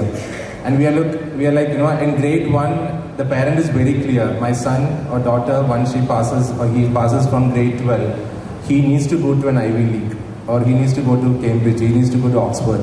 And that is the kind of, pressure the students are facing it, because, at the pedestal is the student, and the parents has put a lot of expectation on the student right in pre-KG. And to make the child's life worse, the expectation from a university these days is they want a wider profile and not just academic excellence. So when they apply to an university, when they're in grade 12, when they fill in their university application, the university wants to see the academic excellence. They want to see that they have contributed something back to the society. So the student needs to do some charitable initiatives. They need to be good in sports. They need to be good in music. So it has to be a balanced profile. So I think what we are all forgetting, in fact, I got a son who's in grade 9. I got a daughter who's in grade 7. So I have put them through the they both are sports persons. They like basketball, but they are not so fond of music. They are not very keen to do. But then, I think the demands are such that, when they write their university applications, they need to have a balanced profile. So I think the number one thing is the parents also probably needs to kind of have an awareness that this is the maximum my son can take in, this is the maximum my daughter can take in, and work with them, talk with them. And nowadays dialogues are not happening. When you go to a restaurant, it's very common to see that the son is using mobile, the father is using mobile, and very, very rarely the conversations takes place in the house and outside the house. I think parents, of course, needs to be a little more empathetic over here, knows what the child can take up, and then accordingly do that. Second thing is, again, social media influence. I think, again, cliche, but I can give you one again, trend that we face in our school, in the boarding. This is the grade 8 girls, and sometimes boys are also involved. They skip breakfast. Okay, so we have seen a pattern 1 year back where they tend to avoid breakfast. They do come for lunch, but they don't eat enough. And then when I worked with the counselors to find what's the reason behind this, one thing they all said is that they want to look good. There's something called the zero size. I'm not sure about exactly what it is, but then they want to follow that. And then there is the amount of diets that is available. Some follow vegan, some follow keto. Then there's a new trend called intermittent fasting. The kids are terribly confused right now. Which one? And of course the real. I think Abby in his introductory speech today made it very clear. When somebody goes to his profile, it's a happy person there, but his own struggles are not really highlighted in the Instagram. So the kids, and compared to my child, where whenever I had a free moment, go to the cricket field, and play. But here there are more opportunities for them in terms of social media, and the demands are set there, and for them to navigate through the expectations over there, I think again is another problem. And the last one which I identified is, the first is the parental pressure, second is the social media, and of course the peer pressure. Again, I'll give an experience that I faced. Parents often, after 2 months of putting their son into TISB, the parent says that my son or daughter was a topper in the previous school. But now, in your school, he is not academically performing. And sometimes I have to tell that, probably, TISB is an academically known school, so probably all the toppers from other schools are coming here. So when the kid comes to his international school, they see that there's everybody around him or her is doing extremely well. Again, the pressure starts building here. In fact, sometimes this can be positive because other day a mother was talking to me, and right now the end of year exams are happening in the ISB. The mother wanted my permission to take the son out and stay outside because he's a boarder, and probably the mother wants to be with him, cook good food for him, and then so that he performs well. And it made me happy when the mother said that the son did not want to leave boarding because he sees everybody around him studying, which actually motivated him to stay in the boarding and get influenced by others. So in a way, peer pressure can work positively for a child, but at the same time, I don't know how much you are aware. One of the problems that schools are facing it's rampant across schools within India and outside India is the problem of vaping. I don't know, I think some of you are nodding your head, and we have a comprehensive program to take students out of it. So why I'm putting vaping and alcohol here is that when, again, coming back to peer pressure, when they go outside for a party, everybody else around him or her is again either vaping or consuming alcohol. So if I don't do that, I don't fit into the bill. So again, if you look at the trauma, the emotional trauma the student is facing, he or she is in a dilemma. Should I do it? Should I not do it? Probably he knows that not doing is the right thing. But if we don't do it, probably the ostracization happens. The gang won't probably take me in. So I think social media influence, peer pressure, and parental pressure are something the students have to navigate through beyond academics. And this is for the counselors. Since I mentioned social media, I think one thing that all of you should be aware is there is something called, in Instagram, there's something called confessions. I don't know whether you are aware of it. If you are not aware of it, it's high time that schools take this very seriously. You might be thinking it's not there for my school. Maybe I can have a conversation with outside. It's very rare that you will not find your school out there. So if you type, let's say, any school and type confessions in Instagram, you'll be surprised to find that there is a school Instagram page probably created by your own students. Some are public, some are private, but what is happening inside these pages are extremely worrying because there is a student is taken over there and okay, this student doesn't have any friends, he is body shamed, extreme level of bullying, and these are done by the students of a school. So any school in India or abroad you take, there will be a confession page attached to that particular school. So please watch out for these things because I have written to Instagram personally. The other day I had attended a conference organized by Meeta and I've officially spoken to the head of Instagram in India and said that Instagram should do something about confessions as a school thing. So again, coming back to social, so I think the life of a student these days are pretty complex, and not because of them. I don't think Gen Z, the current generation, they are perfectly fine. It's not their problem. It's because of the landscape surrounding them have become much more complex than themselves, actually speaking. So it's not really good to stereotype because teachers come to my office and say the kids these days are very different. They are arrogant. They are all over the place. They are not respectful. But I strongly believe that this is not true. The kids are the same. We have the arrogant ones like the previous generations. We have the respectful ones. We have the humble ones. I think they haven't changed. Is the landscape around them has changed more than them. That's something that I think we all need to keep in mind. Thanks, Naveen. Some very great insights from Reshma and Naveen. So you've both covered primarily two categories of stress. There's a self-imposed or a self-built stress, and then there is something which is because of the social pressures or the need to fit in. So coming back to you, Reshma, from a school's perspective, what is it that the schools are doing to identify kids who are going through these pressures, and what is the support that is being offered?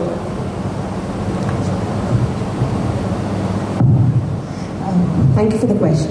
So I think as a school, what we believe is that mental health itself is a journey.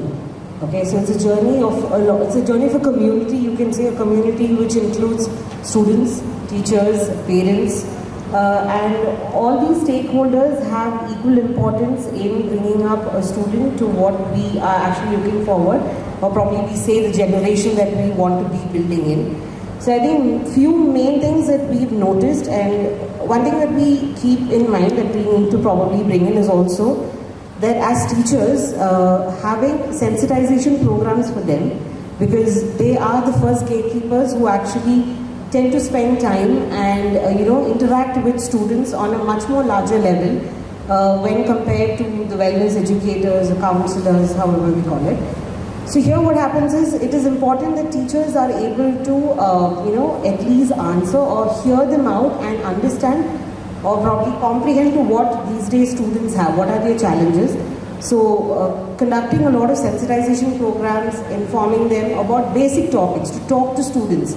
Something like how Sir mentioned about zero figures. So we talk about body shaming issues, we talk about sexuality, we talk about gender identity issues. So these are very common things these days that students tend to struggle.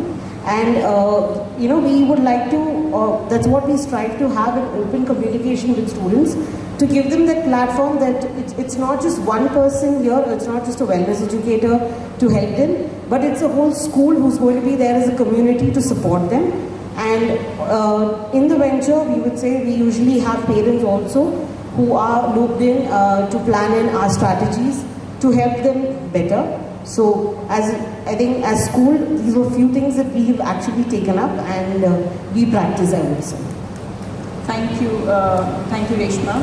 So this takes us to the next section, which is quite unfortunate because of the mounting pressure in academia and in the school life. There are lots of students who are taking their lives. And for our audience, if you're not aware, there are about 35 children who take their life every day in India alone. And if you were to go for global statistics, by the time I'm probably going to finish this sentence, we would have lost a life. So that's how sad the situation is. And Jyoti, clearly our children and youth are under a lot of emotional stress. The numbers of, like I just said, the suicide rates are quite high. In your experience, what are some warning signs of suicidal ideation in school-going children? Thank you for asking that. I just want to reiterate what she just said, and I want this for all of us to let that sink in, right? 35 students taking their own lives every day. By the time we finish this segment of talking, one would have taken their own lives.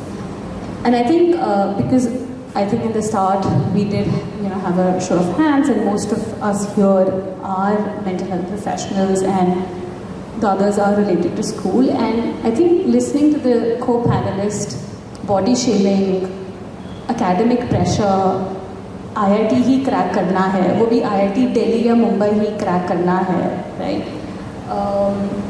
My parents have expectation. I'm the only child, right? I mean, I hope when we hear this, all of us can feel the immense pressure, and that obviously affects what they think of themselves, right? And I also heard Sir saying about academics he enough नहीं है. You need to also have other bits to you when you are, before you even join your first or second grade, you already know you want to go to Howard or so on and so forth, right? So there is immense pressure. Talking about when there's so much happening, we also need to be mindful that as students or as school-going children under 18, it's very important that we do our parts, unlike how Reshma also very beautifully said, it's all of our parts. A lot of times when we go for training, so we offer gatekeeper trainings, and whenever I am doing these trainings, there's a like everyone's pointing out, I think in the morning section someone said about the triangle, and it's actually everybody's role, right? But when you do this session with parents, they say, "Bacha school mein zyada rehta hai, so it should be the school." And when we were doing this training in Kota, by the way, we were also training, so the tutors were saying, not our thing, it's about the hostel people. And then when we were training hostel staff, they said, we can only do so much. So I think I do want to bring it out that I think it's everyone's role, and all of us can, play our part.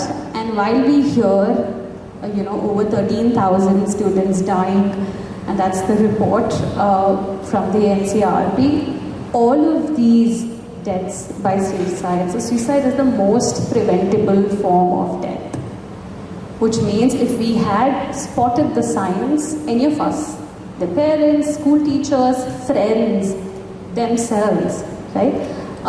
And if we would have intervened, all of them, would be living their lives. So, hence the cruciality of knowing what to pick.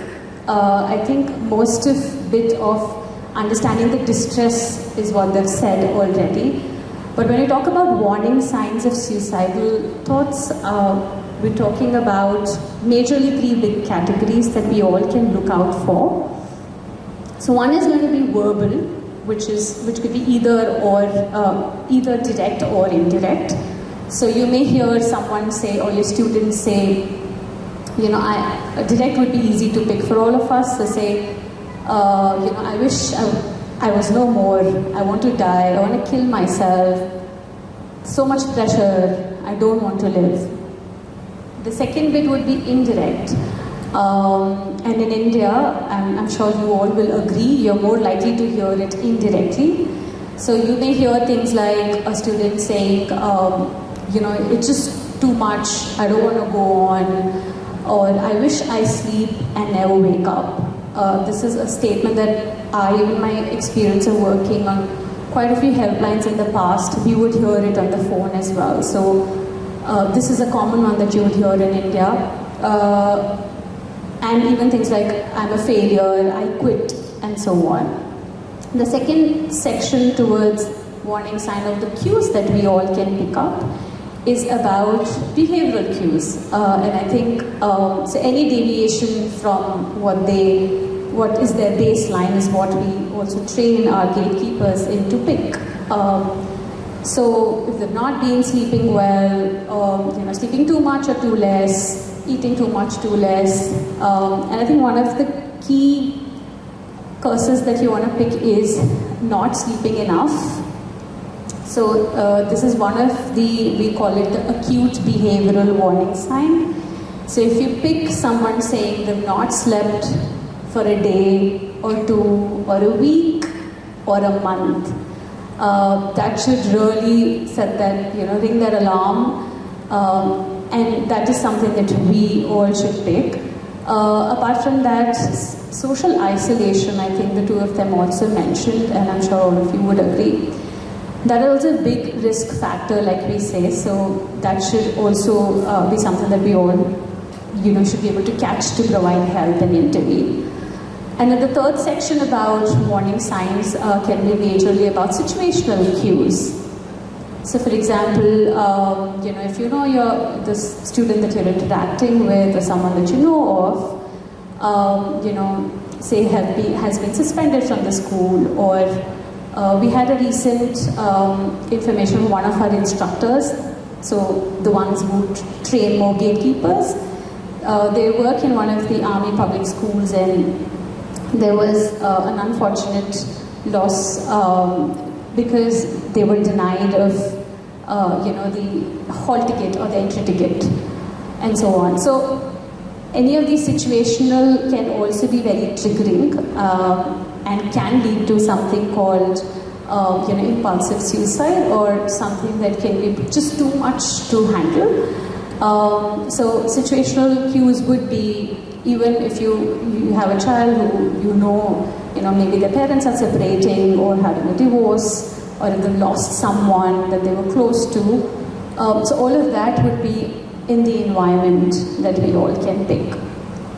Now, why it's also important to talk about these warning signs is because there's an evidence which says that out of 10 people who may attempt suicide, 8 of them will give you warning signs. Out of 10, 8 will actually give you warning signs. So hence it's very important that all of us, become more aware of what to pick so that we intervene. And I think one of the common things that I hear around is we can't ask the suicide question because it will give them an idea. How many of us believe that will happen? Yeah. So thank you for being honest. Because even if there are very few hands that went up right now, how many of us, if someone said in front, around us that, oh, I wish I was dead, exam se acha hai main mar jata, how many of us really feel comfortable to ask them about their safety or the suicide question, the word suicide, especially in India? Right? So I think when you start also speaking to the parents or the school staff, I think it's very crucial that, like she was saying, everyone in the school gets trained. So it's important to also debunk that myth to say, no, if you ask if they're feeling suicidal, that'll give them an opportunity to talk about it. So, so while we look at these warning signs, it's crucial to spot the sign because that will help us save a life. Thanks, Jyoti. I do hope our audience have got some inputs here. I think it is very important that we just don't hear, we also listen to what people are saying, and they're two very different things. Indeed, going to you, how can an open conversation or a communication between teachers and parents help prevent self-harm? Thanks, Vishu. Hello, everyone. Thank you for taking the time to come today and listen to us for what is a very important issue. I've learned over the years that if there is a long answer to a question, something that you really want people to remember might get lost in the answer. And I think the point that Vishu makes is that the open communication, and not only open but honest. Yeah? And sometimes people, as a pediatrician or as somebody, if they're a child psychiatrist or if they're an educator, you have to keep reminding yourself that your relationship is with the child and the young person. It is not with the parent. Yeah? So you have to be thinking about the child or the young person first, because your duty of care is towards that person, and you have to work or act in the best interest of the child or the young person, and you have to be an advocate for them. And obviously this will work best if you can work with the parent or the carer for that young person. So that's the best scenario. But there would be a rare occasion when, as a doctor or as an educator, you realize that there is a conflict here now between what is best for this child and what is it that the parents are wanting.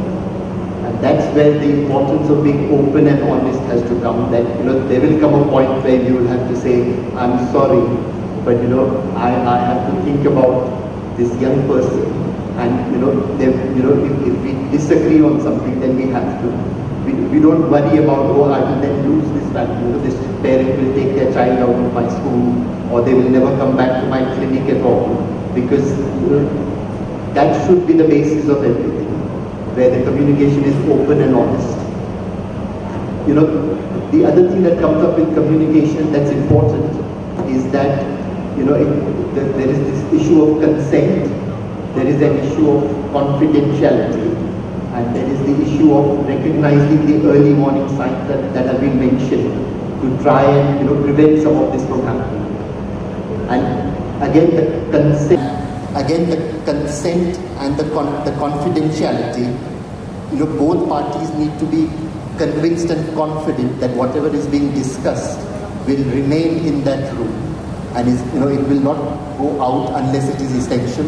Like, for example, if I was speaking to a young person, at the start I would tell them that whatever is happening now is between you and me, but I also make it very clear that if there is a discussion on an issue which I think will put your life in danger, for whatever reason, whether it's physical harm, sexual, or whatever, then I might have to disclose this to somebody because this is a risk situation. But as far as possible, it's confidential. Even between the parents and the teachers, they should be able to share it. And there is consent not only from the parents, but there is consent from the young person as well. Especially when they're starting to get older, they're bright, they can make their own decisions. They don't have to be 18 years old before they can do that. Even some 14-year-olds are very capable of making decisions for themselves.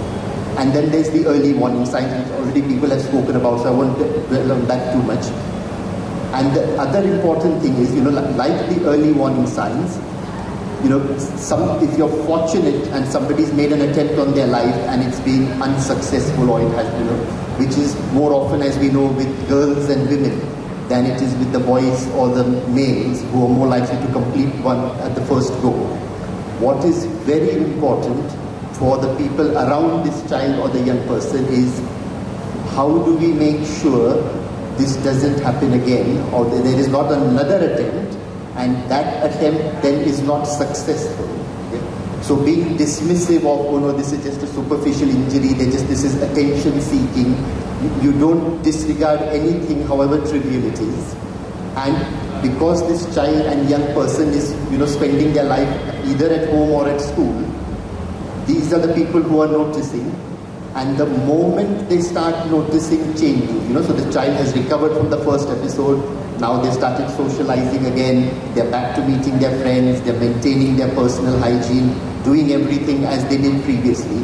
The moment you start seeing the signs that the changes are coming again, rather than again saying, oh no, I'm just imagining this, let's give it another day or two, you act straight away to make sure that there isn't another attempt, which in some situations then might end up being a successful attempt, which would be unfortunate in that case. Thanks, Cindy. So the outcome-based, or what Jyoti and you said, is communication is the key. And Reshma, I'm going to pick this point up with you. So Jyoti mentioned about verbal, direct, signs and indirect signs, and he was talking about open communication. I think the kids who come forward and say that they have a problem are sorted in life because they know they need help. But in most cases, it's the ones who stay quiet. So what is it that the school counselors or the educators can do in terms of identifying and supporting students? Okay, so in reference to at our space, what we usually tend to do is, so we have this platform that we have created for teachers, which is called as We Evolve. Okay, and teachers are given the complete, freedom to choose whether they want to be volunteering and be part of this program. Wherein, just like how I said, we have sensitization programs that we conduct for teachers, wherein it's a platform for them, probably, their thoughts over certain things that they've heard from students. But just like how ma'am and sir said, a lot of times we do face challenge wherein students don't feel very comfortable to open up because to the fact that, whether I will be judged. Because I think as adults, we ourselves are so much, careful even when we speak, or the way we put forward to ourselves, whether I'll be accepted or whether I will be judged by the people who are around me. The thought is much severe when it comes down to children, and that is also, thankfully, somewhere or the other, we've contributed to that thought in them. So what we do is we have this team of external trainers, facilitators I would say, who work in the sphere of mental health into different spheres. So you have counselors, you have therapists, you have doctors who are part of this panel who come in, and we have a series of programs. Age-appropriate topics are discussed for children, and that's a platform given to them wherein we make a point that none of our teachers or wellness educators or any one of us from the school would be part of these sessions. So this is going to be a one-on-one wherein the facilitator and the class is by themselves. We run it across as 6 sessions for every class, and students are given, there's no feedback taken from students on how the session went or what did you discuss. Neither does the facilitator give us a feedback unless and until if it is something alarming that comes into their view. So we do this, and we found it we've been doing this for the last 3 years, and it's been a very effective thing that has been introduced by our director principal. And we've had students walking up to us letting us know that we feel happy sharing it with few people whom we don't know, or without the fear of being judged, wherein I don't want to feel that tomorrow when I see my teacher or my someone who's associated with the school coming in front of me, and I have that thought in my mind that, oh, I did discuss something like this about me, and will I be leaving an impression about me to them, or will they find me weak? So this is something which has very beautifully helped our students, and we would continue to do it. And I feel everyone who's here, if that is something that we have probably not introduced, as counselors also we need to understand that it's not possible we can help everyone. So community does play an important role wherein you make it more inclusive, have all of them in. Let's not leave a point wherein a student gets into a position where whom do I go and talk to. So I feel that platform is very important to be given for students, and to a larger extent we are able to help children out when we have such sessions. Thank you. So this takes me beautifully to my next section, which is about building emotional resilience and what is the support that can be offered to children. I'm also conscious of time, so we are going to keep it slightly short. Naveen, how can teachers build their, build the emotional resilience in children? What is it that you've been doing in school, and what are your thoughts on that? So I think the question also meant that what policies school can bring in to change the emotional, to bring in emotional resilience. Okay, before I start answering the question, I wanted to apologize to each one of you because I don't have any transformational policies that schools can do. Anything that can cause a paradigm shift, anything that is flamboyant. I just want all the educators and the counselors sitting here to reflect on one aspect, the aspect of respect. Now, this is not students respecting teachers. It's about, are we educators, are we counselors, are we respecting students enough? Right? And if you can bring around a change in your policy where students are also respected, I'll give a very good example for this. In fact, 1 week back, I called my niece who was in Mumbai. The IGCSE results were out. And I just wanted to casually inquire from her, like, how did you do? And post the conversation, I was extremely furious, I was really angry, I was frustrated, I really did not know what to do, because the process that she described to me was that, yes uncle, the results came out, the school had asked all the grade 10 students and the parents to come to school to announce the results, and they all came and sat in a room like this. All the parents and all the students sat in a room like this, okay, and the principal and the coordinators sat on a stage like this, and each student's name was called out and their grades were publicly announced, and I felt, oh my God, where are we going to? In fact, of course, the students have got all A stars and A's. They'll be really proud, the parents are really proud. And can you imagine the trauma, the emotional trauma for a parent and a student who has got, let's say, all D's and all C's? Their son or their daughter's results are publicly announced. They have to come to the stage, get the certificate from the principal. I just want all of you to reflect. Now, what if a student has got all D's? Okay, he or she has studied all day. Okay, had given her best effort. She was getting probably F's and a grade below. But with her effort, with her constant hard work, that F and probably E's became a D and a C. Now, how many schools celebrate that? How many schools call that student to the stage and give her improvement excellence? We always call the toppers to the stage. They are always on the limelight and appreciated. But I think we need to go back and reflect on the policy of respect. We always talk about students not respecting teachers, but do we respect them back? I think if schools can bring in that culture of mutual respect, I think half the problems in schools will be over. Again, I can give you very subtle examples of that, I don't know how it is in your school, but our schools normally works in emails. A lot is conveyed through email. We get communication happens from teachers to coordinators through email, from parents to email, students to students via email. But I think if a student sends us an email, okay, we tend to it can wait. Okay, let it wait for 24 hours. Whereas, if your coordinator or your principal or a parent is sending an email, the tendency is to immediately respond. And sometimes students' emails are not responded at all. Okay, and then the student has to send a reminder, "Sir, ma'am, I sent you an email 2 days back, I didn't get a response. Oh yeah, I forgot, I'll respond to you." I think those things matters a lot. Even if you can't respond, just send an email, "I'm currently traveling, I'll respond to you." Okay, when students come into your office, maybe they are facing a disciplinary issue. They are made to stand like criminals, when you see in a police station. Why do you want to make them stand in your office? When the student comes into your office, first thing I ask them is, "Please sit." "No, sir, I'll stand." "No, in my office, everyone sits. Okay, and then the conversation happens. Whether the student has come for a help or whether something good has happened, something bad has happened, doesn't matter.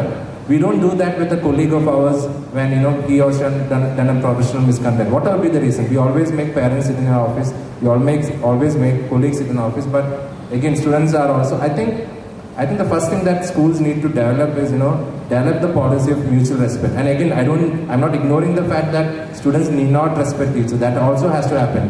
I think if a school has got the culture of mutual respect, students feel that they are also treated like individuals. They are also treated like grown-ups. They are also treated like adults. I think that is the key for building student rapport. You don't need anything else. And once a rapport is built, I think classroom discipline, emotional well-being, everything will fall, academic excellence, everything will fall in place. And this is me speaking from my experience, actually speaking. So I want schools to go back, think about the policies revolving around giving respect back to students. Do not ever display the marks of a student on the bulletin board. I found that it's an old school thing. Let's get away with that. Do not make students stand at the back of the classroom. It's hugely humiliating for the students. Do not make students stand outside the classroom.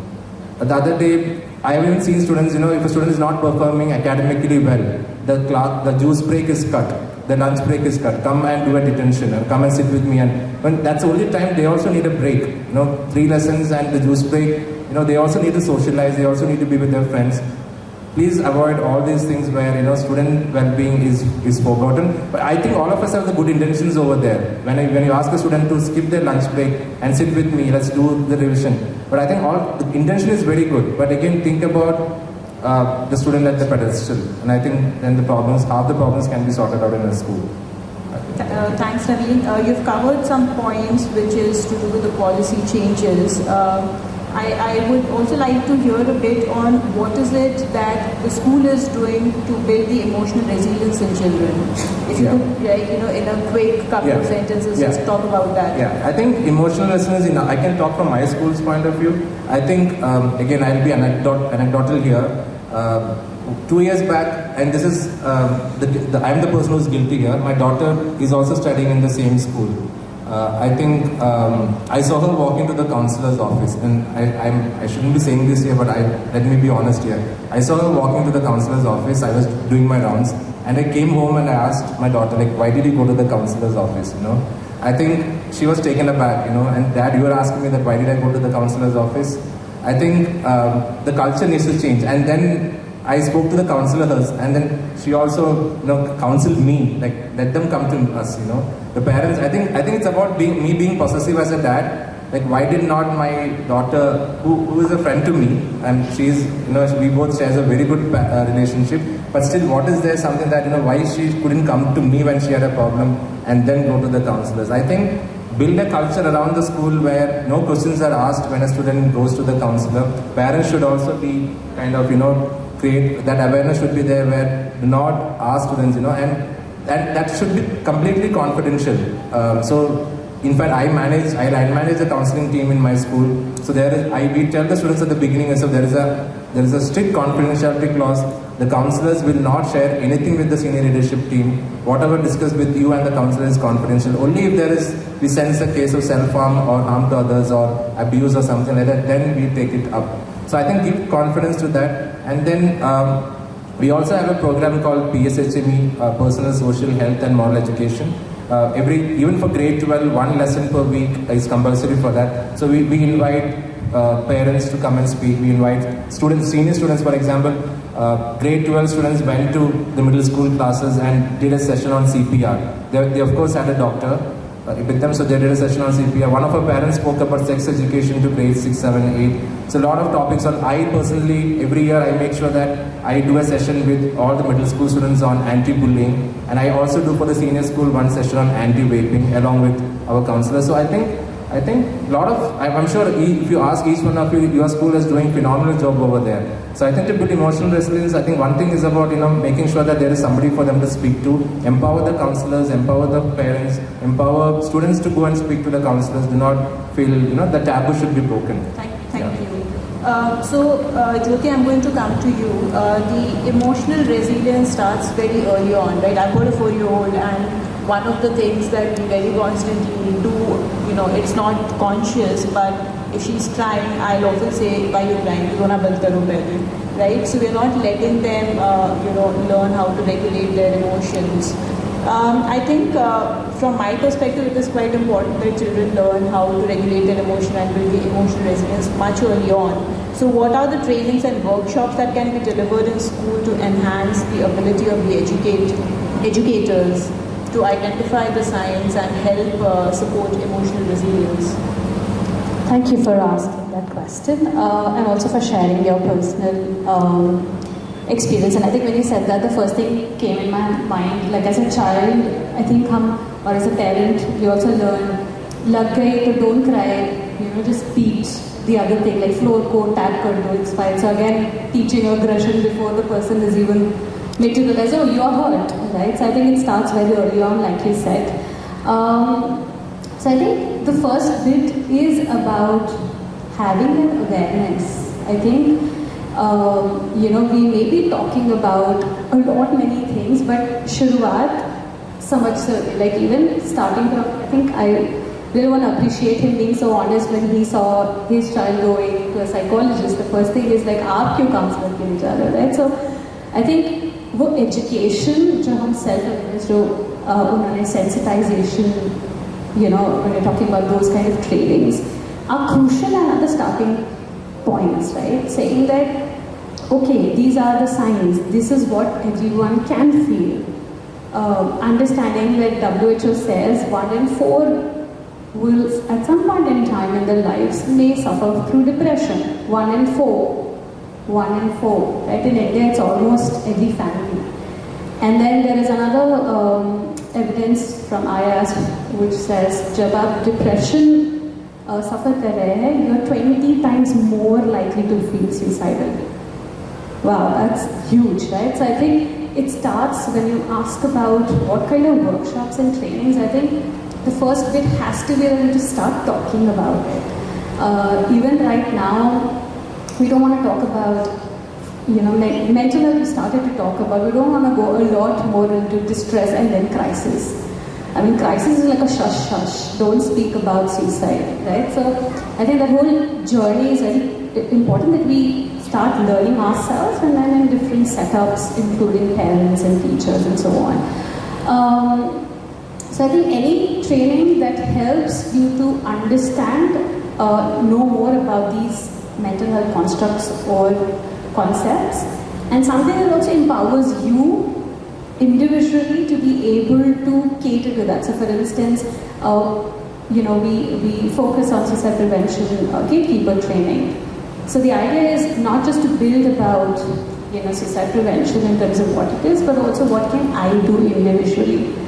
So I think when you're talking about these trainings, it's crucial that we are able to train the whole army of the school environment. And just quickly, we also want to talk about, so recently we worked with the AP government, Andhra Pradesh government, with the BIE, which is Board of Intermediate Education. And across 2 days, we trained in just basic gatekeeper training, which is just teaching everyone to spot the signs, go and intervene, ask the question, persuade them to seek help, and have the referrals, the local referrals, knowing where to refer them. Just teaching them this basic QPR training. So we did about, just across 2 days, we trained about 2,000, 3,000, close to 3,000 school teachers and the school counselor, which is a big army for, and this was happening around the result times. So I think any trainings which help you to recognize and also develop that skills to be able to address the need, because honestly, and I think I'm sure most of us here as an MHP would agree that we can only do so much, and we would need the community support for the child to be able to feel more emotionally resilient or build those coping strategies. Thank you. Indeed, what else can schools do to build the emotional health of children in school? Thanks, Sushil. Yeah, I mean, I've always believed in this, and certainly in my own case, I feel, and it's also research, that emotional intelligence is far more important than IQ. Yeah? How one conducts oneself, making sure you don't offend other people, how you deal with other people, is far more important than how clever you are and how much you got in maths and who stood first. And therefore, in schools, rather than having all the emphasis on achievements, whether it's academic or whether it is sporting, one has to build other things for these children, things that they might be interested in outside those areas, and try and encourage that. Again, as parents, sometimes we feel, we'd like them to do things that we were unable to do as a child. I would have loved to play cricket very well, but I couldn't. So maybe now I'll make my son take these cricket, coaching classes, although he's actually more interested in playing the piano. But I have kind of decided that this is what they need to do. Yeah. So letting them express their feelings, being confident enough to say that, honestly, I would rather do something else. I think that is important. That there is another thing we talk about is after school activity overload. So first of all, they're spending a long time in school. Then on Monday you've got piano, on Tuesday you've got swimming, and it is very good to have interests outside, but you don't go to the other extreme and overload them. That by the time it's the weekend, they're completely finished. And encouraging other activities, making sure they have other people in their life that they can open up to, not just the parents or the teachers at school, but making sure they've got friends. I hope my wife will back me up on this, but whenever we went for parent-teacher meetings in school, and they tell me your son is really very bright or your daughter is, the only question, I wasn't interested whether they got 98% in maths or what they got. The only question I would ask, my wife would ask more, but the only one I would ask is, do they have any friends? Yeah? Are they popular? And I guess it's partly because we were in a foreign country and because we were privileged, we lived in areas where there were mainly white people living. So I was more interested in, do they have friends? Can they open up to somebody if there were problems? Another thing we fail to teach in schools is things that you would need later as an adult. Things like, you learn about how, you need to fill in your tax returns, how important swimming is, it can save your life. I would rather send my child to a swimming lesson than to send them to, something else that is of my interest. When you're learning to drive, even before you start, do you know how to change the wheel? You might not have to, but do you actually know how you can change the wheel of that car? So these things are much more important than just how much you achieve and what grades you got. Because in the long run, that is what's going to help. And a very important thing is, there is a lot of dependence. Like if there is a problem, then you go to a doctor or you go to a psychologist expecting them to sort it out. But we've got to teach these children, and even as adults, we've got to learn that there is a lot of self-help. Your counselor can tell you, suggest to you that, try this, that and the other. But at the end of the day, it is up to you. Once you are convinced that I need to do this, then you have to help yourself.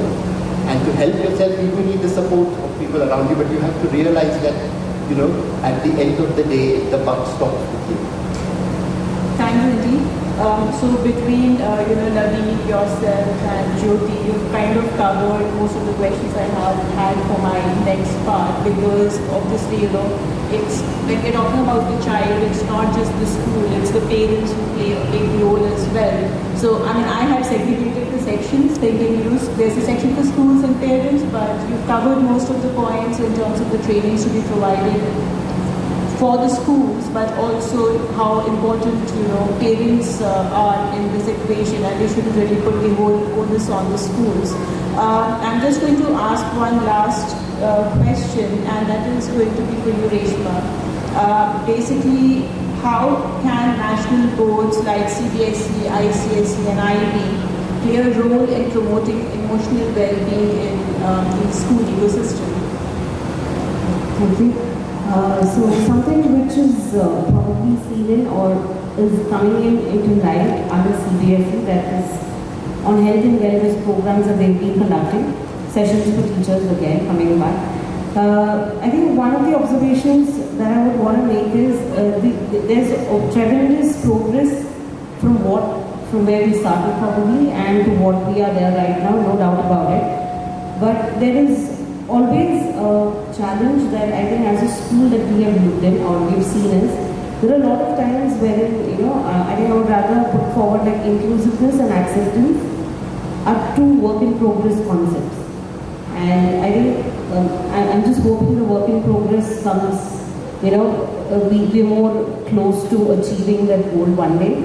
And I think as a CBSE, as a governing body, something we also need to look out for from a school point of view is having a platform for the school to raise a concern when, so I'll just give you an instance, or probably I think that would explain it much better. So a lot of times that as school, when we want to support students, parents are in a very denial mode. I think like one of my, fellow colleagues here who said, parents after going in for a number of assessments do not want to accept the fact that yes, there is a concern that is there for their child is why all of these are showing in as challenges. Now, in the course of the parent accepting and having a session for the parents, letting them know that, this is fact, what happens is the child loses out on a lot of time. Now, we do have special educators or counselors, all of them on ground. But there are children who need much more than what we provide on an academic front in an institution. So, in the whole process of acceptance that, we delay on, it's like an academic year of a child that gets completely out of control. So I'm sure as parents we have a platform to go ahead and raise a concern when we see that the school is not supporting their own child. But I think it's also equally important that the school has a platform with the body wherein they get to raise and escalate such concerns in benefit of the child.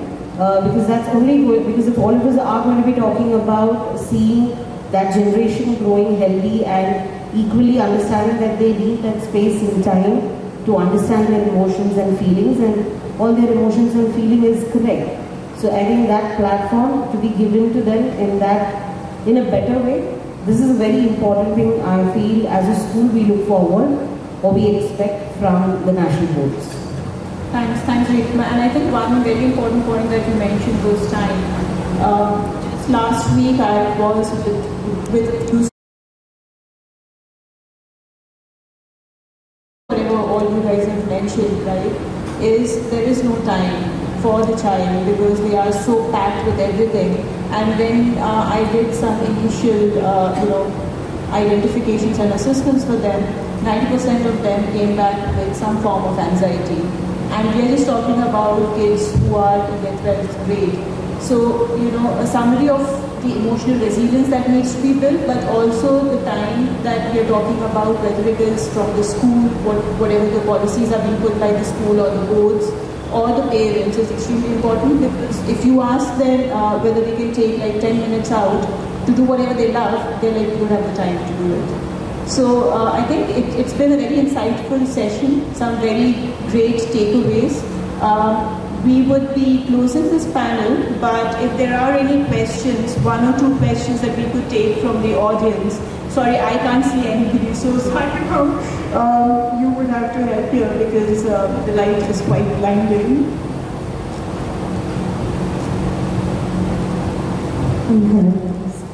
Hi, I'm Harshika. Can you see me?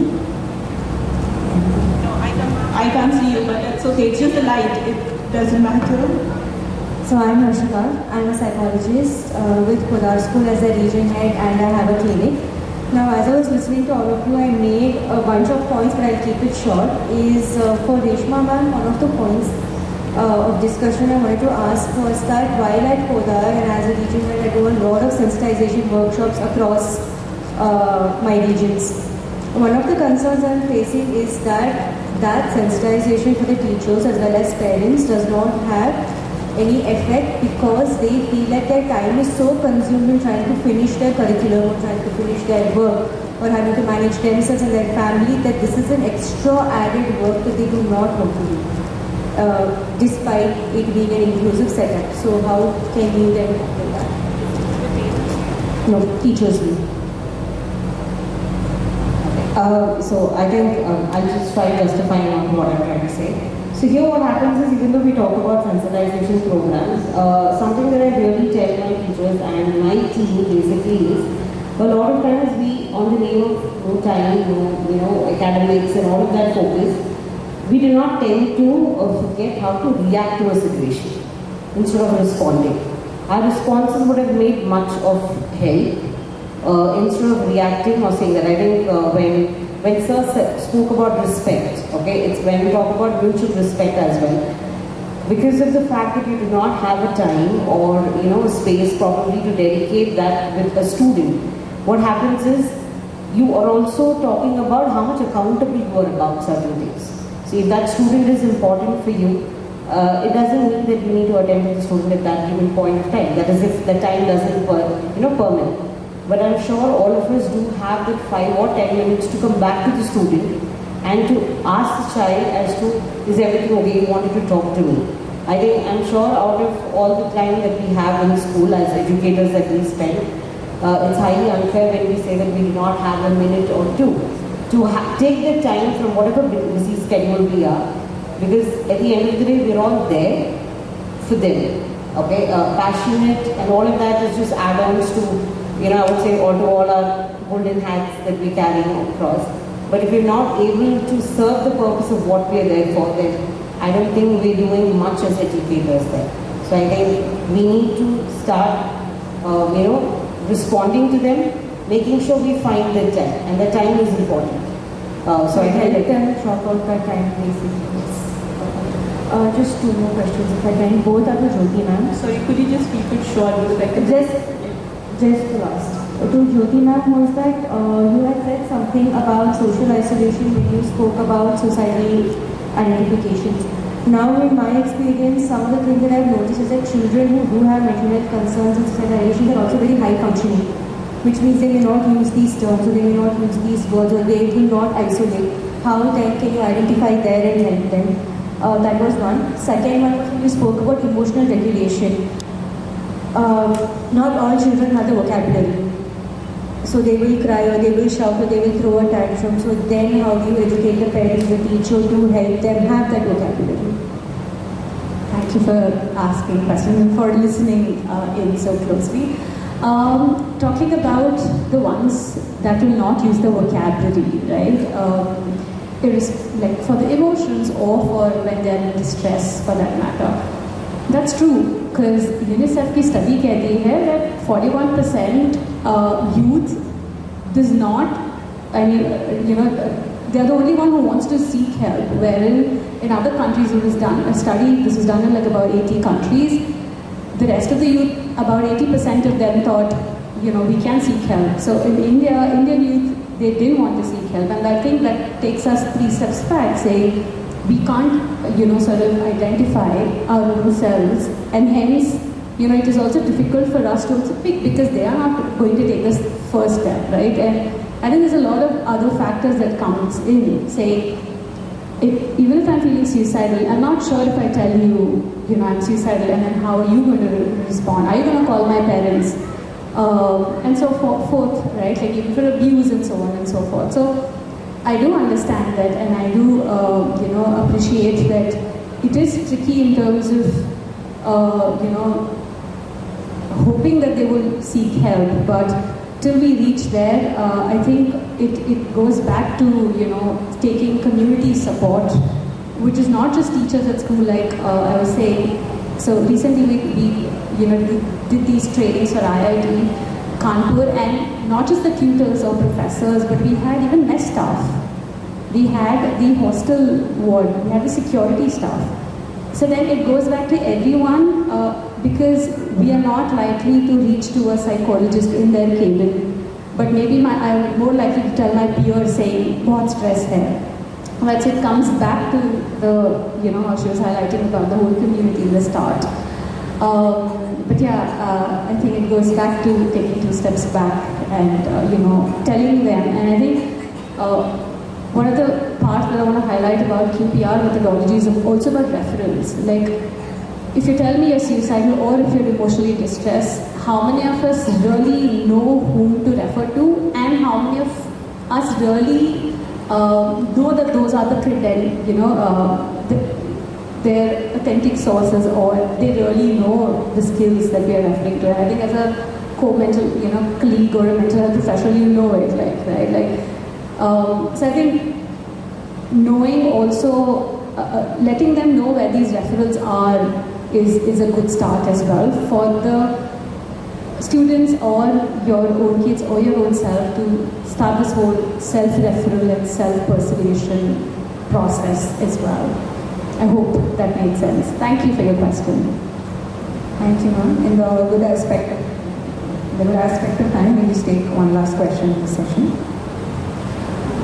Corporate employee and now a little habit from Bangalore. So firstly, I want to say thank you so much. Everything, they say every drop makes an ocean. So everything does what you do. My question is to Naveen sir. Firstly, before I get to my question, my granddad is a former teacher of the National School in Bangalore. I had been there when I was a little with experience of this sort. So I want to say when we were in college, I'm a Mount Carmel girl, and we used to have confessions of Carmel, like my family was saying, and how that very badly affected us in so many ways. So my question is, I'm a millennial, presently with Gen Z, and maybe succeeded by Alpha. I have given birth to an Alpha. She's already been born into this particular environment. What really frightened me was when one day she even told me that her classmate made some kind of dance video with her mother. So she even asked me that, Mama, why don't we make one? Now that is not something we have grown up with. So as being, a principal and having seen so many changes over the years, what would be that one advice you would give me in raising a child who's an alpha for forthcoming years to see? That's my question. I'm not sure whether I can do complete justice here, but I think what we do as a school, when we did the anti-bullying session, we spent a lot of time on cyberbullying, okay? And we gave a couple of examples. I don't know whether all of you are aware. There was one, I think this really stuck with the students. There was one example wherein Harvard denied admissions to around 5 students because, getting into Harvard is a big thing. And once they got admission to Harvard, and I showed this news article on when the presentation was on, where Harvard rescinded admission to 5 students because the Harvard team, the admission team, they went back. I think they do a trace back. They trace what each of these students' social media accounts is. And in one instance, they had done a racial bullying in their social media. So I just gave this an example, and it was an eye-opener for many students because, even Harvard tracks our social media? Yes, I said yes. Harvard, or even if you are in the corporate world, the corporate tracks your social media. And then another example I gave them is, I gave them the grandma rule. I don't know how many of you know the grandma rule here. I said, if you're about to post something on social media, okay, you don't have to literally go to your grandmother, but just imagine your grandmother and will your grandmother approve this post? I think that's a very simple thing, And if your grandmother said, yes, son, daughter, go ahead and post it, I think that is a safe post, Everything else is, because I have seen students, they don't think before they post something. And the digital footprint they leave, because I have dealt with cases where in fact, any bullying issue that comes to our team, we take it very seriously. Because I think it's empowering students that school, even though it is happening beyond the school, it could happen in outside environment. School is in a way responsible for that. So I think it's empowering, and so there are a lot of instances when the students actually did not mean when they posted something, it was just fun for them, and they immediately deleted it. But the damage is that somebody has already taken a screenshot of it. And that is going to stay with them forever. It can haunt their life, it can impact their career, it can impact their personal life. So I think it's about telling you as a mother to your child that, the digital footprint you talk about, and have an open conversation with them. I don't know whether I'm right when I say this, some parents, they don't give gadgets till, they pass out of school. I think then the exposure is even more harder for them to kind of, to accumulate. So I think it's about having a balance in school, have exclusive sessions on cyberbullying. And invite all the professionals you can parent. There are a lot of parents who are working in this field. have them come over for sessions in your home, talk about it, report this to school. I think the key here is that the student should not, the son or daughter should not keep it to themselves. Good that she had a conversation with you, which means that itself is a good healthy sign. So I think it's a cumulative effort from the parent, from the school, from the students, from the peers. I think it's a tough role for them. I think it's about educating them to navigate through this hurdle, rather than saying do not use social media, do not use phones. I don't know whether that's the right approach over here. Thank you. Thank you, sir. You might get some more inputs in our third panel, which would be focusing a lot more on this topic. So with that, I will be closing the panel discussion. I'd like to thank our esteemed guests over here. The guests are here for some time, so if anybody in the audience has any further questions, feel free to just grab them. And before I close, I would also like to thank my daughter and nephew who have been patiently sitting here thinking that I'm going to sing them a song on the mic. But yeah, thanks a lot, all of you. Thanks, Rishit, for moderating the panel amazingly, and I got a lot of insights from this panel as well, starting from 8 out of 10 students show signs of attempting suicide, and if we actually listen and not hear, we can help a lot of them, and how emotional intelligence or EQ is as important as IQ, and how when we go to counseling, anonymity is very important, and the fear of being judged itself is something that stops them from going to get the help of a counselor, and also from how mutual respect is important, that teachers also respect their students and all of that. So this was such a rich panel discussion with so many insights that I personally got. Thank you all of you for such a delightful conversation. And yeah, with that, we break for lunch. We have a 1-hour lunch. And all of you, so many of you raised hands for questions. Sorry that we couldn't accommodate in the live session. All of our guests are welcome, and they'll be staying over here, so please feel free to reach out to them during lunch. They wouldn't mind, I hope. So yeah, we break for lunch and we gather again at 1:20, hopefully. Okay, thank you.